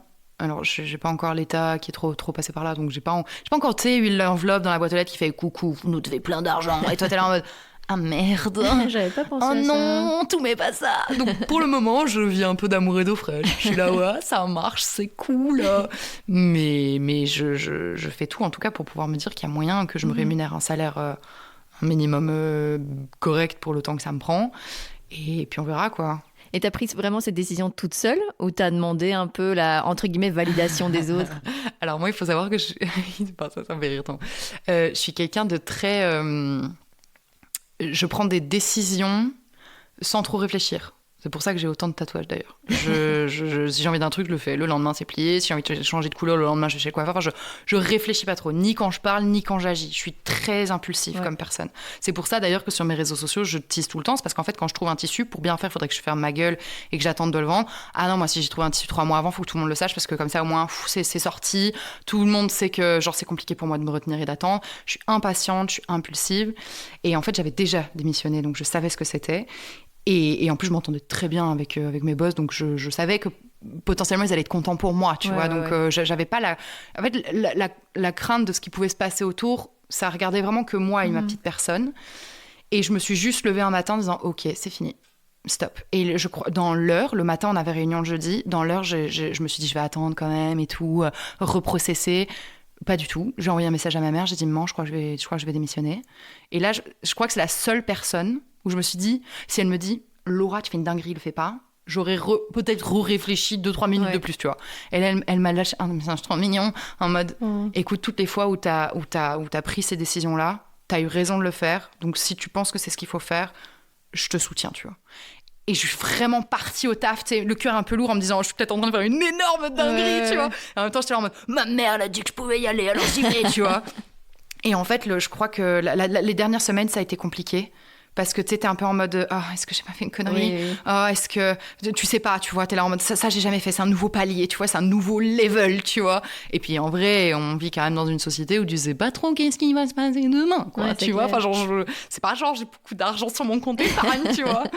Et en fait, je vis ma best life, quoi. Oh, c'est genre, trop bien. j'aime trop ce que je fais. Genre, je suis trop chanceuse. Et normalement, si financièrement, personne vient me tomber dessus avec une enveloppe et qu'on me réclame plein d'argent, ou que demain, j'en sais rien, il se passe un truc que j'avais pas prévu, bah, franchement, j'ai vraiment pas à me plaindre, quoi, tu vois. Trop bien. Et ça te fait du bien de te dire que tu consacres tout ton temps à ton projet? Bah, déjà, psychologiquement et moralement, oui, parce que j'ai une légère... Enfin, je vais pas dire que j'ai une légèreté d'esprit parce que ça amène d'autres contraintes aussi, tu vois. Ton site il merde, ton comptable il te répond pas. Enfin, genre, il y a d'autres contraintes liées à ça.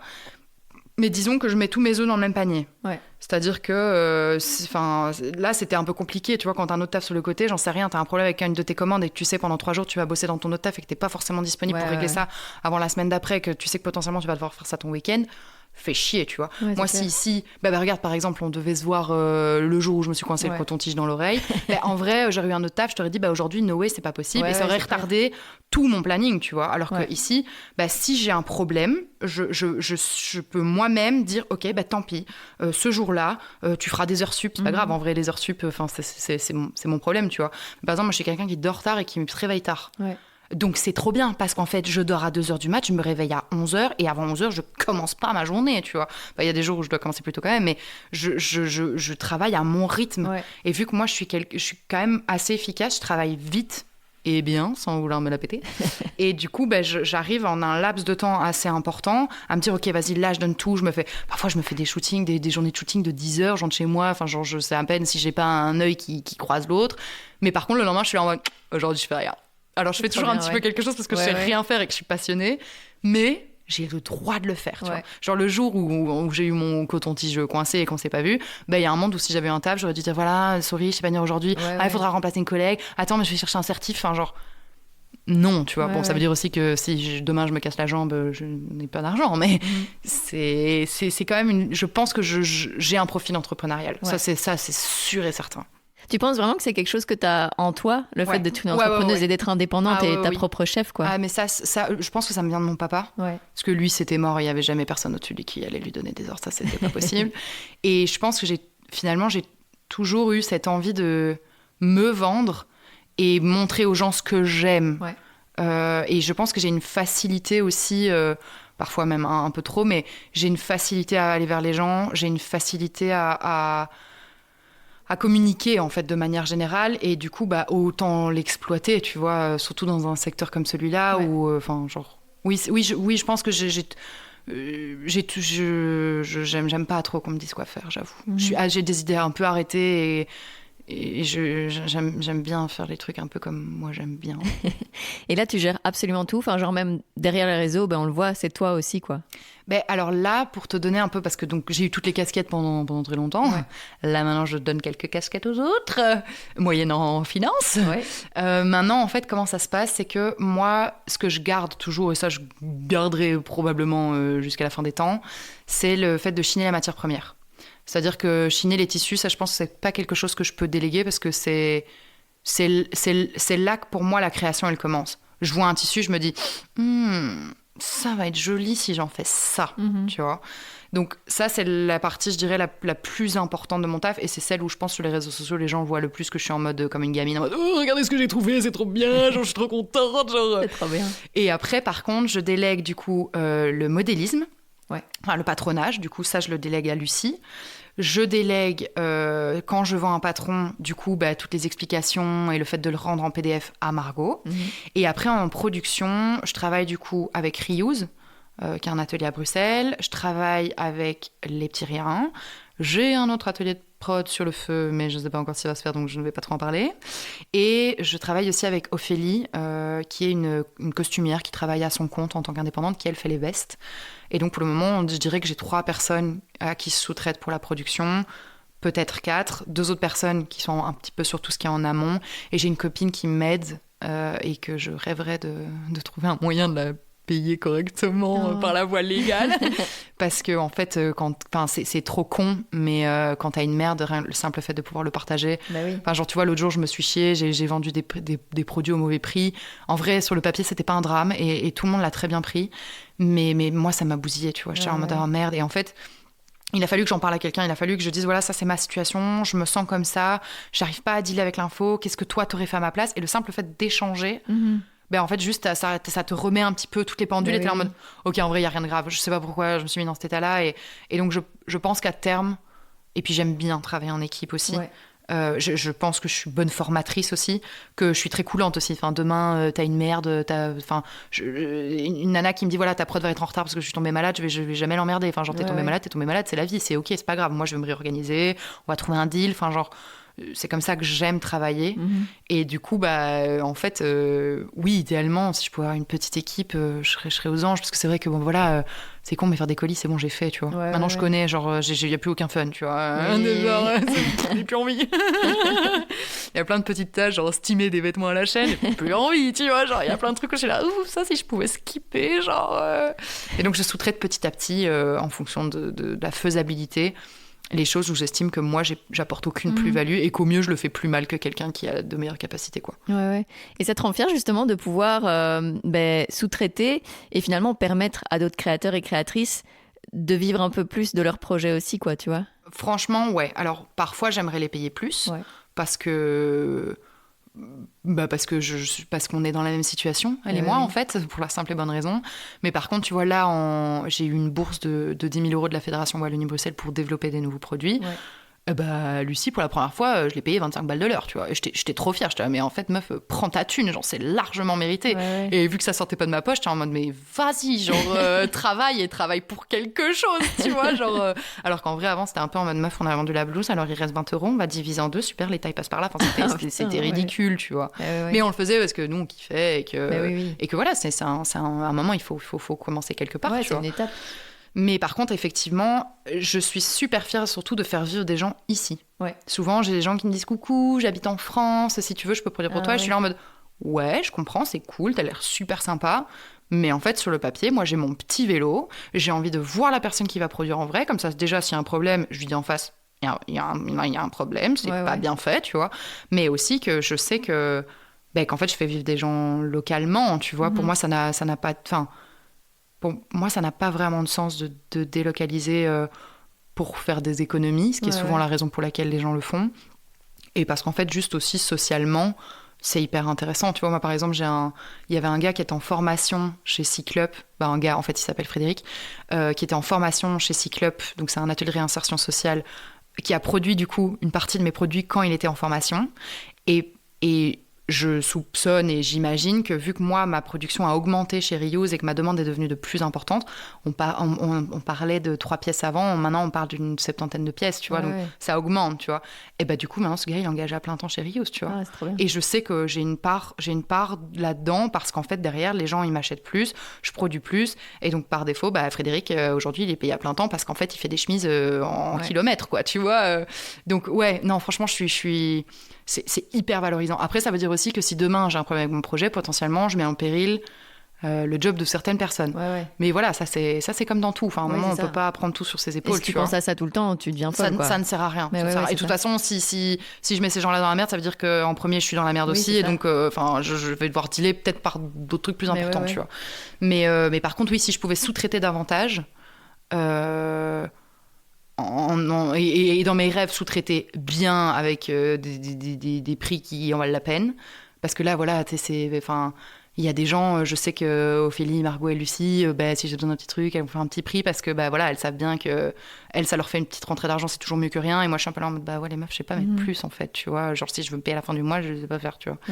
Donc ouais. Et puis il y en a de plus en plus, tu vois. Là, mon dream, ce serait que quand on part au Japon, là, en septembre, et ma meilleure amie, elle part 3 mois, elle a arrêté son taf et tout, elle est en PLS, je sais pas ce que je vais faire de ma vie et tout. Je suis là en mode, en vrai, meuf, il y a un monde où quand tu reviens, j'espère que mon projet aura assez grandi truc pour pouvoir t'engager au moins un jour semaine, genre. Et donc on verra, tu vois, en décembre, verdict, si j'arrive à engager ma meilleure pote, là, ce serait vraiment... Après, il me manque une stagiaire et c'est plié, quoi. Tu vois, j'aurais acquéri un truc que j'aurais jamais cru possible, tu vois. Mais je pense que c'est possible. Il y a plein de choses que je pensais que ce serait pas possible qui sont possibles, donc je garde foi. Faut juste que je me casse rien, que je me blesse pas, que je tombe pas malade, et sinon tout devrait bien se passer, tu vois. C'est ça qui t'a permis aussi, parce que tu disais que t'as eu plein de fois envie d'arrêter. C'est aussi, c'est justement la passion et le fait que voilà, t'imagines un peu que tout est possible. C'est ça qui t'a permis à chaque fois de te redire, ok, j'y vais. Non, parce que ça paye pas les factures, ce genre de choses. Et en fait, y a rien à faire, même si je suis quelqu'un qui peut vivre avec pas grand chose, même si effectivement parfois je peux acheter des sapes très chers parce que je sais ce que c'est, que je suis en mode ça les vaut, je vais craquer mon slip. Mais de manière générale, j'ai un petit loyer, je suis pas la meuf qui dépense le plus, mais ce qui m'a vraiment donné envie de continuer, je pense que c'est la confiance en moi que ce projet m'a donné. C'est-à-dire que je suis super valorisée tous les jours. Tous les jours, je reçois un message, j'aime trop ce que tu fais, ton énergie elle est super, enfin genre tous les jours, j'ai des petites voix dans ma tête d'autres gens qui me rappellent qu'en fait je peux te démaquiller, je peux prendre du poids, je peux tout faire, je m'en fous, tu vois, parce qu'en fait derrière, il y a des gens qui se disent que ce que je fais c'est cool. Et ça, je pense que c'est mon plus gros moteur. Si demain une meuf me dit je suis pas du tout contente de mon produit, va me falloir une semaine pour m'en remettre, tu vois, genre parce que je le fais pas pour eux, je le fais pour moi forcément. Mais c'est parce qu'il y a des gens derrière. Tu sais, c'est un peu... Enfin, mon mec, il est peintre. Et par exemple, moi, je trouve qu'il est extrêmement doué, mais il se vend pas aussi bien que moi. Et par exemple, il va faire une toile. Forcément, moi, je vais lui dire, ouais, c'est trop beau. Les copains, ils vont dire, c'est trop beau. Il va faire une petite story. Il y a 2-3 personnes qui vont dire, c'est trop beau. Mais c'est que quand il va faire une expo, que là, les gens vont venir vers lui, que ça va créer de la discussion autour de son projet. Et en fait, pendant une semaine, tu sais, ça va le booster, tu vois. Il va être en mode, putain, en vrai, ce que je fais, c'est bien, je suis fière de moi, j'ai de la reconnaissance.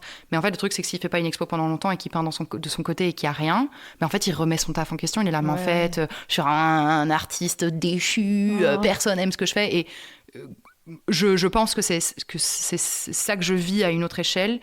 Et pour le moment, on m'envoie des petites doses de dopamine tous les jours qui font que je suis en mode « Ah ouais, bah je vais vous le rendre en fait, tu vois ». Et donc, c'est pour ça aussi que je pense que je suis très vraie et très naturelle. Et enfin, souvent les gens qui me voient sur les réseaux sociaux, me rencontrent en vrai, ils me disent « Bah ouais, t'es la même, quoi, tu vois. Si j'ai envie de dire un gros mot sur mes vidéos, je le fais. Si j'ai envie d'être moche et dégueulasse, c'est mon problème. » Enfin, genre... Et d'avoir malgré tout, en étant vraiment 100% toi-même, forcément les gens voient pas, enfin je veux dire, ils me voient pas faire, ils me voient jamais gueuler, ils me voient pas aller aux toilettes, enfin tu vois ce que je veux dire, enfin, ils voient une petite partie de moi, mais la petite partie de moi qu'ils voient est vraie. Et si même en étant vraie, j'arrive à avoir des gens qui me disent, en vrai tu me motives de ouf, tu m'inspires de ouf, tu dis, waouh putain, c'est moi j'ai fait ça, tu vois, pas toute seule, mais c'est quand même moi j'ai fait ça, tu vois. Donc c'est clairement ça qui en tout cas m'a permis, je dirais, de me dire faisable, je sais pas si ça l'est, mais en tout cas pour le moment c'est une sensation que j'ai pas forcément envie de perdre, tu vois. Moi je me dis toujours c'est compliqué parce que sur les réseaux sociaux quand tu montres ta gueule, le problème que t'as c'est que si demain j'en sais rien, je brûle un feu rouge, j'ai une de mes abonnés qui me voit, elle me filme en mode ouais, regardez Rétro Reset, c'est une grosse connasse, elle brûle les feux rouges, possible, je brûle les feux rouges, je sais c'est mal, tu vois. Il y a plein de choses que je fais dans la vie qui sont mal, parfois je parle mal aux gens, enfin genre je ne suis pas parfaite, tu vois. Mais je me dis quand t'as une marque qui plus est éthique, j'imagine ça doit avoir un impact, mais que par contre pour faire grandir ta marque, t'as compris qu'il fallait montrer ta tête, montrer qui t'étais pour que les gens, ils aient un peu la totale vision, tu vois, l'envers du décor, le produit, la nana qui les fait, où elle les fait. Enfin, je pense que c'est un package. Quand t'achètes un produit, je pense qu'il faut avoir toutes les facettes pour bien comprendre ce que t'achètes. Et moi, je suis totalement OK avec le fait de les montrer. Je pense que c'est important et c'est éduquant aussi. Enfin, je sais pas si ça se dit. Et en fait, le truc qu'il y a, c'est que si demain, je fais une connerie, Laura pourrait foutre Rétro Reset dans la merde. Ah ouais. Parce que c'est pas, enfin ça changera rien, ma production est toujours éthique, mes tissus sont toujours éthiques, enfin tout est toujours bien fait. Mais moi en tant qu'image, je suis pas à l'abri que de me retrouver dans une situation où moi en tant que personne, je puisse mettre en péril mon projet, tu vois. Et ça c'est un truc où du coup quand tu te montres c'est compliqué et donc pour le moment ça va, j'ai que du positif, encore personne qui m'a dit que j'avais l'air chiante et désagréable. mais c'est un truc où je sais qu'en grandissant, tu touches un public plus grand, tu touches des gens différents, peut-être très différents de toi. surtout sur des réseaux sociaux comme TikTok, où les gens arrivent, ils sont là, j'aime pas, je te déteste, et puis ils s'en vont, et t'es là en mode, mais d'où tu viens, genre, qui es-tu? Pourquoi tu m'adresses la parole? Pourquoi déverser ta haine ailleurs? Genre, heureusement, j'en ai pas trop. Mais j'ai quand même des gens hyper malveillants, vraiment malpolis, où je suis là en mode ok, waouh, genre c'est un truc, forcément quand t'as 1000 followers ça t'arrive moins, quand t'en as 10 000 ça t'arrive un peu plus, quand t'en as 75 000 ça commence à devenir un peu plus fréquent, tu vois. Ouais. Et moi j'avoue que le truc qui me fait le plus peur en dehors de l'aspect financier, c'est de trop grandir et à un moment de vriller ou de dire des trucs qui... Puis même aussi, en fait, quand tu touches plus de gens, potentiellement, bah, tu touches plus de culture. Enfin, tu touches... moi, je parle comme ça et je dis des choses sans forcément réfléchir et j'ai peur à un moment de dire des dingueries et que ça puisse mettre... Ça se retourne contre toi. Que ça se retourne contre moi. Ouais. Et justement, comment t'as décidé... Est-ce que t'as décidé de te montrer ou c'est venu naturellement ? Alors, c'est pas du tout venu naturellement. Je pense que personne n'a forcément je sais pas, je pense qu'il y a quand même des gens qui kiffent ça. Mais... Il y a des gens qui aiment bien ça. Ouais, il y a des gens qui aiment bien ça. Je pense qu'à aucun moment, tu te dis, trop facile, j'allume ma caméra puis je parle. C'est tellement compliqué. Moi, par exemple, ce qui m'a beaucoup aidée, je pense que mes abonnés, elles vont rire en entendant ça, mais ce qui m'a permis de me décomplexer, ou en tout cas de m'aider à démarrer une vidéo, parce que c'est super compliqué, t'allumes ta caméra, t'es là...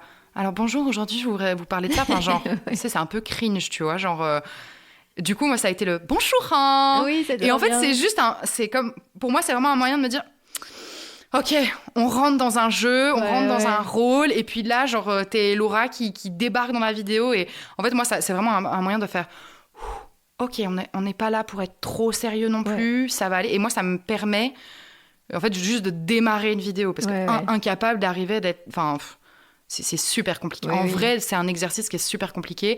Maintenant, je me sens super à l'aise avec. Trop bien. Donc, en vrai, je fais ça vite et genre, je suis plus du tout mal à l'aise avec ça. J'ai commencé à me démaquiller de plus en plus. Maintenant, je peux être en pyjama. Genre, j'arrive à me dire, ok, il y a de plus en plus de gens, mais en vrai, je veux dire...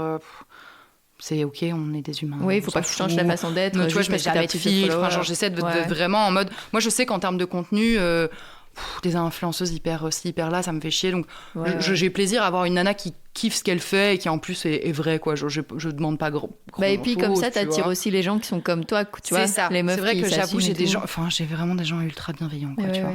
Mais du coup, non, c'est super compliqué de. Je vais pas dire de se mettre en scène parce que je me mets pas en scène. Hein. Je fais que parler comme si j'étais en face d'une vraie personne, mais déjà de se réécouter. Écouter sa voix, c'est compliqué. Là, je sens que je vais galérer, ça, je suis certaine, mais ça va, tu vois, c'est une nouvelle épreuve. Ouais. Et après, de savoir que potentiellement, tu vas toucher des gens en te disant, je sais pas qui y a derrière, en fait. Oui, c'est ça.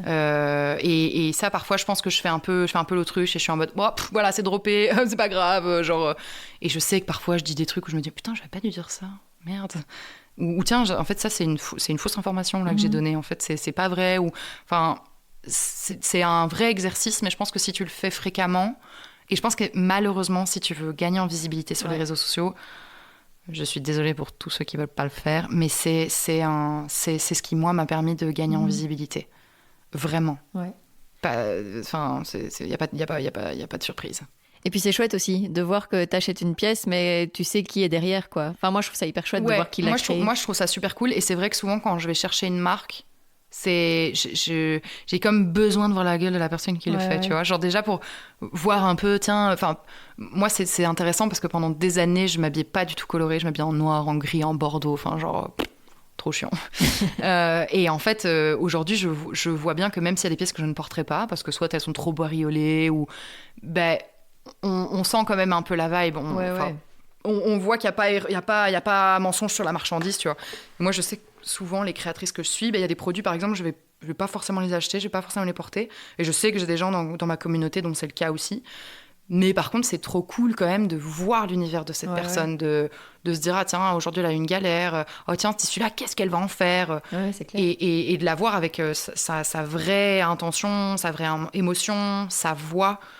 Moi, c'est des choses que, en tout cas, quand je suis quelqu'un, je cherche un peu ce truc-là. Et c'est pour ça aussi que j'ai plaisir à acheter chez un créateur comparativement à une marque, c'est parce que je sais où va mon argent aussi. Ouais. Et ça, je trouve ça, depuis, genre, un créateur, genre, je galérerai jamais à lui lâcher un billet, genre, je suis en mode, ouais, en fait, en fait, tu le mérites, c'est ton taf, genre, ce que tu fais, c'est bien, tes valeurs, elles sont belles, genre, t'as l'air d'être une chouette personne, je préfère que tu prennes ça, que tu te fasses un cool resto, que de donner ça à tu sais pas quel plou qui a une maison à Bali, qui en a rien à foutre de toi et qui potentiellement exploite des gens, tu vois. Ça, je peux plus, c'est plus possible. Ou alors, si je le fais, après, je me sens vraiment mal pendant plusieurs heures, genre. Et tes modèles, ils sont vraiment... Enfin, on voit que c'est toi, quoi. Mais vraiment, on reconnaît ta veste, on reconnaît tes chemises, etc. Comment c'est né, tu vois, le fait que tu as créé ces modèles-là, c'est des modèles que toi, tu voulais porter? Alors, il y a oui et non. Je m'explique. Il y a 3 raisons pour lesquelles je fais les produits que je fais, de manière générale, et dans ce que j'ai prévu de faire aussi. La première, c'est que j'ai la contrainte du tissu. Ouais. Vu que je décide de ne pas acheter un tissu avec une facilité, c'est-à-dire j'ai le métrage que je veux, j'ai pas de trou, j'ai pas de tache, j'ai pas machin, je suis contrainte de développer des produits avec une taille ou un type de tombée qui est ma contrainte de départ. Ouais. Donc, par exemple, j'en sais rien, si je veux produire une veste, les vestes matelassées, par exemple, c'est parce qu'elle est courte que potentiellement je sais en faire 2 sur une couverture de personnes. C'est une contrainte. Ouais. Et c'est parce que j'ai cette contrainte que potentiellement j'ai décidé de la faire courte. Si par contre je fais un modèle long, c'est que potentiellement je me dis, ok, là je ne saurais pas faire 2 vestes courtes, donc quitte à gaspiller le tissu, autant faire une longue. Et du coup, avec les chutes, est-ce que ça vaudrait pas la peine, du coup, de développer un sac, tu vois ? Ouais. Et donc, la réflexion, c'est toujours de se dire de quoi je démarre. Donc maintenant, moi, je sais très bien un peu les gabarits. Je sais qu'avec une couverture de personnes, les housses de couette, je peux faire une robe.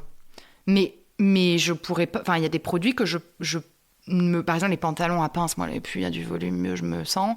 J'ai la contrainte de me dire ça, c'est énormément de tissu. Et en fait, t'as le frottement des cuisses, t'as la transparence du tissu, t'as blindé de contraintes, tu vois. Donc, j'essaie d'avoir des produits où je suis obligée de prendre en compte l'épaisseur dont mon tissu sont tombés. Tu veux boire un coup ? Non, ça va. Mais donc ça, je dirais que c'est le numéro 1. Ouais. Après, le deuxième, il y a la morphologie. Alors, moi, je fais énormément d'oversize. Alors, oui, j'adore l'oversize et donc je préfère faire de l'oversize, mais c'est aussi parce que dans l'upcycling, tu as une problématique qui est que faire des tailles, en fait, c'est pas vraiment possible. Pourquoi ? Parce que si je tombe demain sur un tissu, c'est toujours mon cas, hein, mais demain je tombe sur un tissu que j'adore, ok ? Je me dis, je vais faire une chemise en XS. Et qui me dit pas que c'est la nana en XL qui va la vouloir ? Tu vois, je peux pas, je suis obligée de m'adresser... Si j'avais le même tissu tout le temps, oui, ça aurait totalement de l'intérêt de dégrader des tailles. Mais ici, c'est mon modèle qui est toujours le même, mais c'est mon tissu qui change tout le temps. Et donc, je suis par défaut obligée de faire un produit qui potentiellement va devoir aller un maximum de gens. Et ça, honnêtement, quel challenge de malade. Genre, je veux dire, entre la hauteur des gens, la largeur des gens, la poitrine, pas de poitrine, fesse, pas fesse, décolleté, pas décolleté. Enfin, genre, t'as tellement de corps différents, t'as aucun corps qui se ressemble. Et malgré tout, t'essaies de faire des produits qui sont censés aller à tout le monde. Donc ça, c'est quand même des problématiques où, disons que quand je vois une pièce qui m'inspire, je me dis, ça, je crois que je peux rentrer... Souvent, mes références, c'est... J'ai 3 références. C'est ma mère, parce qu'elle fait un 48. Elle fait 1m60 pour un 48. Fesses, mais pas trop de poitrine. J'ai ma meilleure amie. Elle fait un 36, à peu près pareil partout. Enfin, genre un format facile. J'ai mon pote Édouard. Lui, c'est un gars, donc c'est trop cool, c'est juste différent. Mais donc, quand je fais des produits femmes, je fais essayer sur lui. Si ça marche, je me dis trop bien, c'est cool, ça fonctionne, tu vois. Et donc, j'essaie d'avoir des retours de ces 3 personnes-là. J'ai Solène aussi qui a plus de poitrine. Donc, ça, c'est cool aussi. Ça me permet d'avoir la variante que j'ai pas chez les autres. Et puis, j'ai moi. Et en général, j'essaye vraiment de faire les premiers essayages avec cet entourage-là et de prendre les premiers retours. Si ça va plus ou moins à tout le monde, je me dis, en vrai... J'ai déjà un banger, il y a un monde où ça marche, tu vois. Après, évidemment, dans mes rêves les plus fous, j'aimerais bien avoir des trucs tip top pour les gens, tu vois. Mais là, par exemple, je commence à avoir de plus en plus de personnes grande taille. Trop cool, en vrai. Surtout que les personnes grande taille, quand elles aiment bien une marque, vu que c'est trop galère de trouver de l'éthique, elles reviennent. Donc, trop chouette. Bien. Ça permet de créer un super truc sur le long terme, une belle relation, tu vois. Mais par exemple, c'est un corps que je n'ai pas.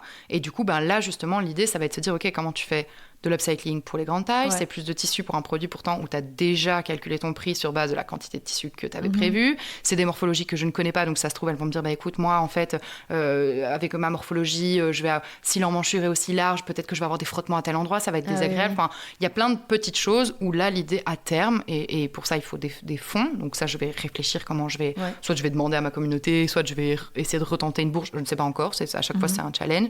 Mais en tout cas, d'essayer de grader à minima pour un maximum de gens. Et les grandes tailles, je pense que c'est quand même un public qui est intéressant et qui vaut la peine parce que justement, sur le marché, il y a pas trop... Ouais, il y a pas grand-chose. Il n'y a pas trop d'offres, tu vois. Ouais. Honnêtement, à part en seconde main, en mode durable...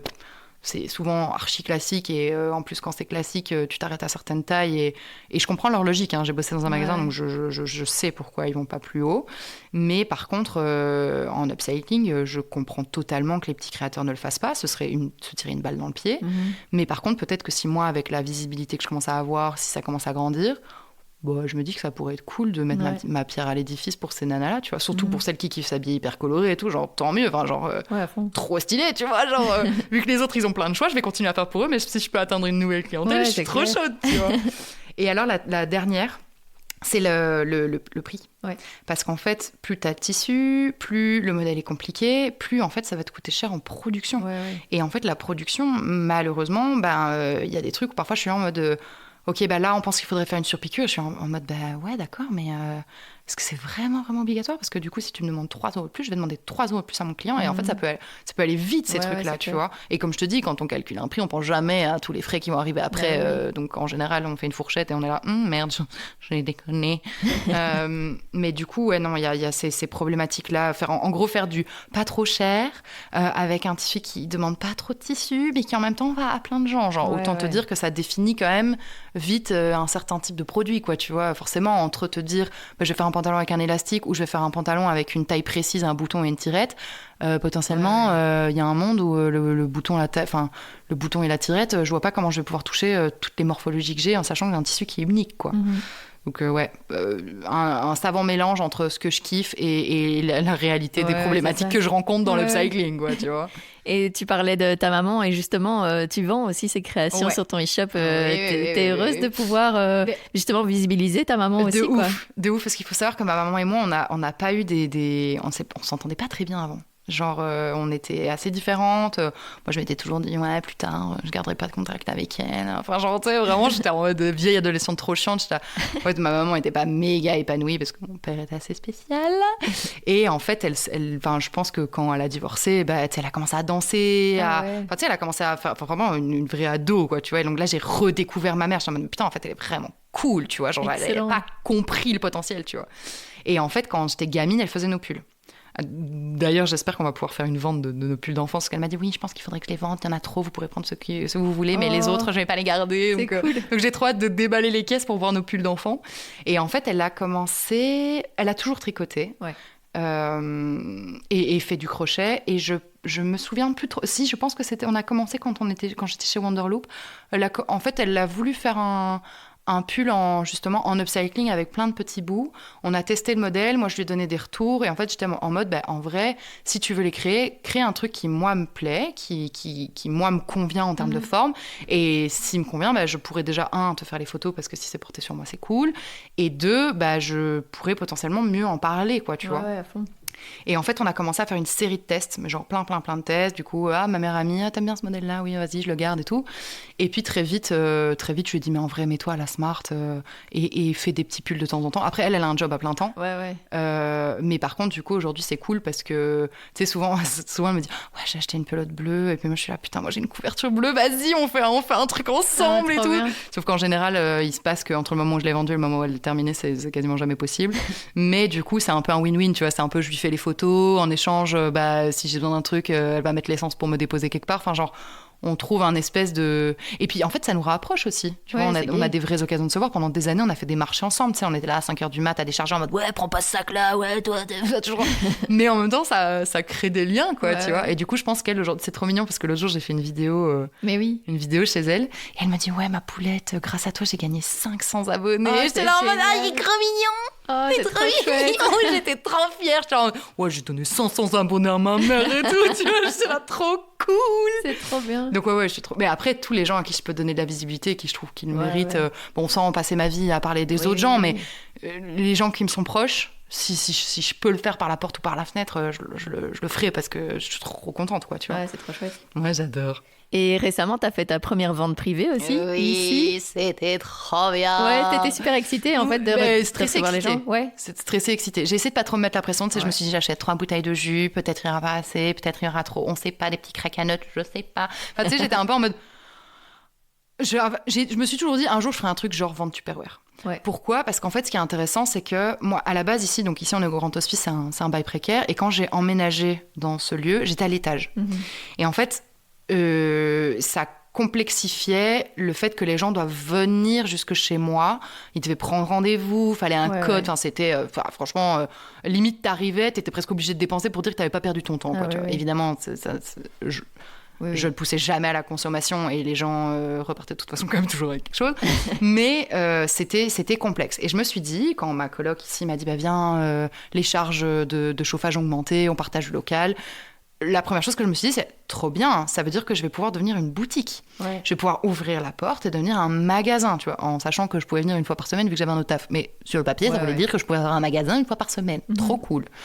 Sauf qu'en fait, je me suis vite rendu compte que quand tu as pignon sur rue ou que tu es accessible à tout le monde, en fait, une personne qui va rentrer dans cette pièce, qui va toucher une de mes vestes à 285 €, elle va pas comprendre. Être là, wesh, pourquoi c'est si cher, elle va pas comprendre que c'est une pièce unique, elle va pas savoir, tu vois. Et si tant est qu'elle n'a pas envie de créer la discussion ou que moi je suis pas disposée à lui expliquer le projet, potentiellement, elle a perdu du temps, j'ai perdu du temps, enfin genre chiant, tu vois. Et en fait, je me suis rendu compte que j'avais déjà pas beaucoup de produits et que je m'adressais vraiment à des gens qui me suivaient et qui étaient en mode, je sais que vu que mes produits sont pas donnés, j'ai des nanas, je sais que ça fait 3 ans qu'elles sont là en mode, j'économise et le jour où je trouve la couverture, j'attendrai et ce sera celle-là et ce jour-là, je me mettrai la thune, tu vois. J'ai beaucoup de gens, c'est des cadeaux d'anniversaire, enfin genre, j'ai bien conscience du prix de mes produits et eux ont bien conscience qu'en fait ces produits ils sont uniques, qu'ils sont faits avec le cœur, ils sont faits en Belgique et que c'est un consensus entre eux et moi, tu vois, c'est un peu toi tu donnes des sous, moi je te donne mon temps et mon énergie et toute la stratégie qu'il y a autour. Et en fait quand tu ouvres un magasin, tu te retrouves à... Pour moi, c'était devenu une perte de temps, en fait. Je ne voyais pas l'intérêt, ça me faisait pas plus vendre, c'est pas forcément des gens qui s'intéressaient au projet. Et en fait, j'ai très vite compris qu'en fait, quand tu t'adresses directement à ta clientèle, si tu as une quantité de produits qui est limitée, en fait, t'adresses-toi directement à ta clientèle, tu vois. Et les ventes Tupperware et les ventes de sextoy et tout, je trouvais que c'était un peu ça. C'est un peu, tu vas chez les copines, tu dis aux copines, ramène tes copines, et en fait, finalement, tu sais que t'es déjà potentiellement face à un public qui est conquis parce qu'il s'est déplacé, qui connaît ta gamme de prix, tu vas pas commencer à justifier par A plus B qu'en fait le travail en Belgique ça coûte pas rien. Et en fait humainement il y a un truc aussi où moi je rencontre des gens, tu vois, moi les gens qui viennent ils sont pas obligés d'acheter, on peut juste aussi passer un bon moment, discuter de tout et de rien, ou tu peux aussi regarder mon stock, ou tu peux me poser des questions sur les produits, ça peut être une occasion aussi pour toi d'essayer parce que vu que c'est un gros budget, tu te dis peut-être ça vaut la peine que je l'essaye avant pour une fois qu'il y en a. Et en fait, j'avais super peur parce que vu que 80% de ma clientèle est en France, je me suis dit, mais qui va venir ? Genre, qui va venir ? Quel est le pourcentage de chances que j'ai des gens ? Tu vois, surtout que tu fais un événement Facebook, tu as 30 participants sans intéresser, tu te dis, à tous les coups, il y a 15 personnes qui viennent, ou il y en a peut-être 200 parce qu'ils ont oublié de mettre qui participait. Tu sais pas, tu vois. Et en fait, c'était trop bien. C'était vraiment trop cool. En fait, de voir les pièces portées. Et encore, j'ai pas pu beaucoup parce que vu qu'il y a eu du monde, j'avais un peu ma gueule en mode faut que je fasse des maths, merde, enfin, tu sais, genre, il y avait un côté un peu plus stratégique où j'étais en mode faut pas que je fasse des dingueries là, faut bien que je reste concentrée. Il y a une vague de gens, je veux que tout le monde y passe un bon moment, qu'ils aient bien mangé, qu'ils aient bien bu, genre, qu'il n'y ait pas de problème avec le sum-up qui déconne, j'ai plus de wifi, pas moyen de faire un virement, enfin, genre, ce genre de conneries, quoi, tu vois. Ou même, j'en sais rien, une meuf qui essayait un truc blanc, mais une énorme tache de fond de teint, genre, moi, j'aurais pas le temps de la laver avant la vente en ligne, enfin, genre, des conneries de ce type, tu vois. Et en fait, vraiment de voir les gens essayer, pour moi c'est intéressant déjà en termes de morpho parce que du coup je vois beaucoup plus de corps dans mes produits et donc je suis en mode intéressant, elle est petite mais ça lui va, elle a de la poitrine, nanani, enfin genre Surtout pour mes pantalons, parce que là, j'avais sorti des nouveaux modèles de pantalons, et pour le moment, j'avais toujours fait essayer à la Dream Team, ma mère, Jess, Edouard, enfin genre... Donc là, j'ai vu d'autres corps dedans, puis j'ai eu d'autres avis, qu'est-ce que tu penses ? La matière, elle gratte un peu, enfin genre, trop intéressant ces retours-là, tu vois. Et en plus de ça, mine de rien, il y a un aspect... logistique qui est vachement agréable. Je dois pas faire les photos, je dois pas les mettre en ligne, le site il prend pas sa petite part sur le passage, je dois pas m'amuser à faire des colis pendant des heures, je prends pas le risque d'aller chez mon point relais et qu'ils me perdent mes colis et que je rembourse ma cliente. Et donc tout ce temps-là, c'est un temps où j'ai que des avantages en fait, tu vois. Après voilà, il en faut pour tout le monde, j'ai pas envie de frustrer les gens en ligne, tu vois.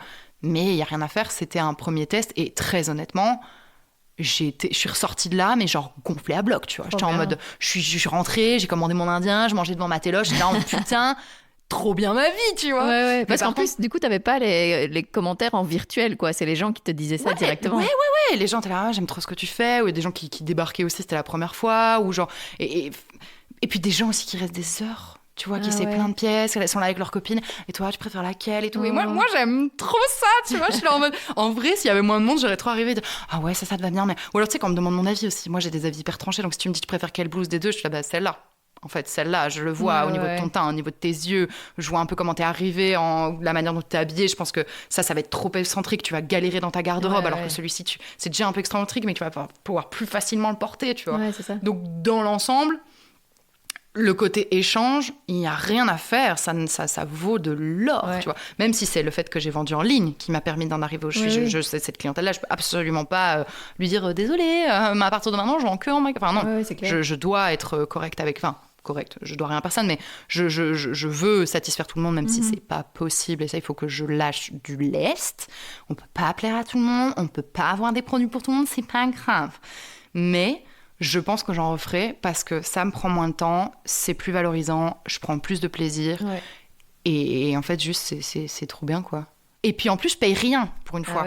Parce que tous ces marchés là où tu payes 150 balles de stand et puis t'es là en mode je vais vendre, je vais pas vendre, est-ce que les gens vont venir, pas venir en fait, là, je dois rien à personne. C'est mon loyer, c'est mon espace, je fais ce que je veux, tu vois. C'est trop bien. C'est trop bien. T'es fière, il y a quelques années, d'avoir osé te lancer ? Je me serais lancée quoi qu'il arrive. Parce que si j'avais pas fait ça, j'aurais fait du théâtre, j'aurais peut-être fait... Enfin, je sais que j'aurais pas pu me satisfaire d'un job de bureau. J'ai trop de choses à dire, j'ai trop de choses à raconter. Je peux pas garder les trucs pour moi. Du coup, je savais... Quand j'ai fait de la photo, d'ailleurs, c'est ça qui a fait que j'étais bien contente de diverger vers la mode. C'est qu'en fait, la photo, je me voyais très mal faire des photos de baptême, de mariage et tout, genre toute ma life, tu vois. Parce que déjà, il faut être discret, les gens, ils ont des attentes. Alors que moi, en vrai, ce que j'aimais, c'était valoriser les gens en image. C'est-à-dire que j'étais trop fière de me dire que toutes mes potes, leurs photos de profil, c'était des photos que j'avais faites, tu vois. Et qu'elles étaient là, je me sens mal dans ma peau, et puis que je leur montrais l'appareil photo, ce que j'avais fait, et je me sens trop bien, et tout. Enfin, c'est ça que je kiffais, tu vois. Et du coup, je savais que j'allais devoir... pas devoir, que j'allais... cette façon, par la porte ou par la fenêtre, la question s'est pas posée, c'est en moi... que j'allais faire un truc où j'allais pouvoir exprimer, quelle qu'en soit la forme. J'allais pas pouvoir me cantonner à un truc... Puis ici aussi, finalement, je fais un job, et je sais qu'il va muter, parce qu'il n'a pas arrêté de muter et que je me connais, qui est en constante évolution. Pas forcément grandir, là, même si là, c'est le cas, mais genre, si demain, j'en ai marre de faire un truc, je peux bifurquer sur un autre truc. Tu vois, les ateliers, c'était cool... j'ai plus très envie, j'arrête. Les patrons, c'était cool, mais est-ce que peut-être demain, je vais avoir envie de faire, j'en sais rien, du personal shopping ou des formations sur les réseaux sociaux? J'en sais rien. Mais par contre, je suis totalement ouverte à l'idée que ce projet il mute, tu vois. Quand j'ai dû faire mon business plan, d'ailleurs, tu regarderais mon business plan, ça n'a rien à voir. Genre, je vois même pas l'intérêt de faire un business plan ici, parce que là, vraiment, t'es sur une meuf qui change d'avis comme de Schmitt, quoi, tu vois. Donc, ouais, non. C'est trop bien. Mais on arrive tout doucement à la fin de mon épisode, et je pense que c'est mon épisode le plus long. Ah, c'est sûr, je t'avais dit que je parlais blindé. Mais c'est pas grave, c'est très chouette. Oupsie. Mais du coup, je vais te poser la dernière question du podcast que je vais pose la à faire tout le monde. court. Non, tu peux la faire longue aussi. Qu'est-ce que tu aimerais oser faire et que tu n'as pas encore fait? Oh, waouh, c'est une magnifique question. Et voilà, donc tu peux prendre ton temps. Engager ma meilleure amie. C'est un truc qui me fait super peur, mais c'est un truc dont... Putain, j'ai envie de chialer, c'est trop bizarre. Je sais pas pourquoi, c'est trop bizarre, ça me vient maintenant. J'ai envie d'être accompagnée, j'ai envie d'être soutenue, j'ai pas envie d'être seule, en fait, dans ce projet. parce que c'est quand même pas évident tous les jours. Ouais. Et j'ai envie de pouvoir me dire que grâce à moi, elle paye son loyer, tu vois. Tu vas me faire pleurer aussi. Ouais, non, mais c'est vraiment un truc. Là, à l'heure d'aujourd'hui, et peut-être que plus tard, j'aurai d'autres rêves, mais là, tout de suite, mon rêve, ce serait que financièrement, je puisse avoir à côté de moi quelqu'un qui, tous les jours, enfin, pas tous les jours, parce que je sais qu'elle veut lancer son salon de massage, mais la moitié de la semaine, puisse m'accompagner et m'aider à faire grandir ce truc, pas toute seule, en fait, tu vois. Parce que là, moi, j'ai mis une énorme pierre. Et j'en suis, tous les jours, j'en suis fière et je suis hyper reconnaissante de la vie et j'ai trop de chance. Et enfin, genre, je te passe les détails. Mais je me vois pas faire ce projet toute seule. C'est trop bien. J'ai envie d'engager ma meilleure copine. Oh, engager ou qu'on soit partenaire ou j'en sais rien. Ça, on doit voir avec la comptable ce qui est possible, tu vois. Mais après avoir démissionné et avoir décidé de me mettre à plein temps, c'est mon nouveau truc, tu vois. Et peut-être que dans 10 ans, ce sera conquérir le monde, j'en sais rien, je pense pas, parce qu'éthiquement, je suis pas sûre que ce soit ouf, mais ça, là, maintenant, tout de suite, c'est ce qui me ferait le plus de bien, je pense. Enfin, je pense pas, je suis sûre, en fait. Et peut-être aussi d'arriver... Non, j'ai un autre rêve aussi. Vas-y, tu peux y aller. J'ai un autre rêve. Mais celui-là, ça fait longtemps, et du coup, il m'a l'air irréalisable, mais... Ma maman, elle a un plein temps dans un job dans lequel elle n'est pas heureuse. Et ça, je trouve, c'est vraiment générationnel. Parce que, par exemple, mon petit frère et moi, on fait des choses qui nous passionnent. Et la plupart du temps, quand les parents qu'on a autour de nous, bah, tu sais, ils ont eu ce truc de faut faire des études, faut avoir un job, la sécurité, nanani. Et ils se retrouvent, la plupart du temps, dans des jobs qui les passionnent pas vraiment. Et moi, je pense que nous, notre génération, on a eu un peu la chance de se dire... no way. Genre les mômes, les tafs de merde, genre tout ça, genre on veut pas de ça. En fait, de toute façon, on sait qu'on va crever de chaud et qu'on aura plus d'eau dans quelques années, donc autant qu'on en profite, quoi. Tu vois, genre à défaut qu'on nous ait laissé une planète de merde, autant que ça serve, tu vois. Et en fait, elle me dit tout le temps, et souvent quand elle me dit, je vois bien que ça remonte fort, mais elle me dit toujours qu'elle aura une retraite pauvre. Qu'elle sait que voilà, elle a pas de fonds, elle vit seule, enfin, et puis elle a un petit peu du genre à accumuler chez elle, genre dès qu'on va dans un marché de créateurs, c'est mort, elle revient pas sans un truc, enfin genre. Et du coup, mon dream, ce serait de pouvoir, via mon projet, mais clairement, il faudrait que je sois à une échelle très différente, pouvoir l'inclure dans le projet et faire en sorte qu'elle parte de son taf. Alors, elle gagne très bien sa vie, je ne pourrais jamais la rémunérer comme ça, mais si par la porte ou par la fenêtre, j'arrivais à me dire que je pouvais mettre ma maman à l'abri, et qu'en plus, elle fasse ce qu'elle aime jusqu'à la fin de ses jours, ça, ce serait stylé quand même. C'est trop gay. Donc, je pense qu'en fait, finalement, partager mes succès avec les gens qui m'entourent, tu vois. Si demain, mon mec, il fait un peu de mobilier, by the way, si demain, je peux lui dire, vas-y, je te mets sur un projet où j'ai un local et je te fais faire tout le mobilier, trop cool, tu vois. Donc, mais ça, je pense qu'en fait, peu importe les années, peu importe l'évolution du projet, ça restera un truc important. Et chaque fois que j'ai eu des jobs, je les ai fait rentrer en mode viens, bosse là et tout. Moi, j'ai un plan et tout. J'adore. Donc, je pense que ça restera toujours la même chose.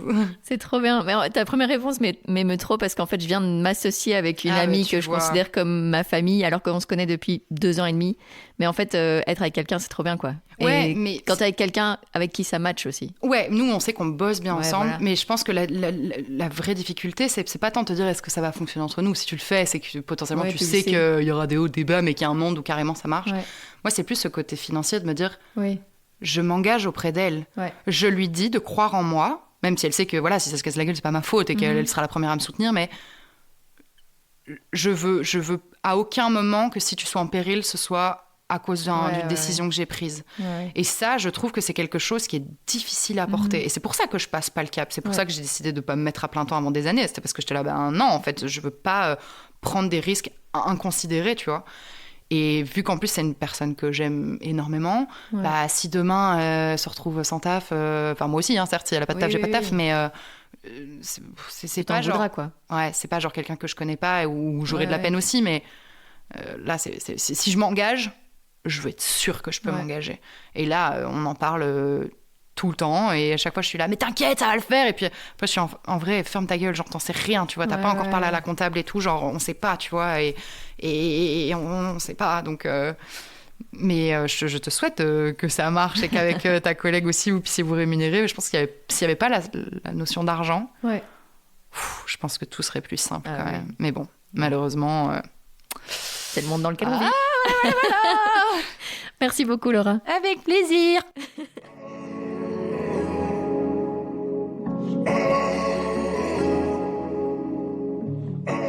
Merci Laura d'avoir accepté mon invitation. Vous trouverez tous les liens pour la suivre dans les notes de cet épisode. J'espère qu'il vous a plu. Alors si c'est le cas, n'hésitez pas à me le faire savoir en laissant commentaires et étoiles sur la plateforme que vous êtes en train d'utiliser pour écouter et à vous abonner à Compose sur tous les réseaux sociaux.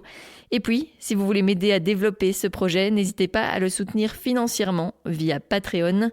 Compose est un podcast réalisé entièrement par moi, Julie Mouvet.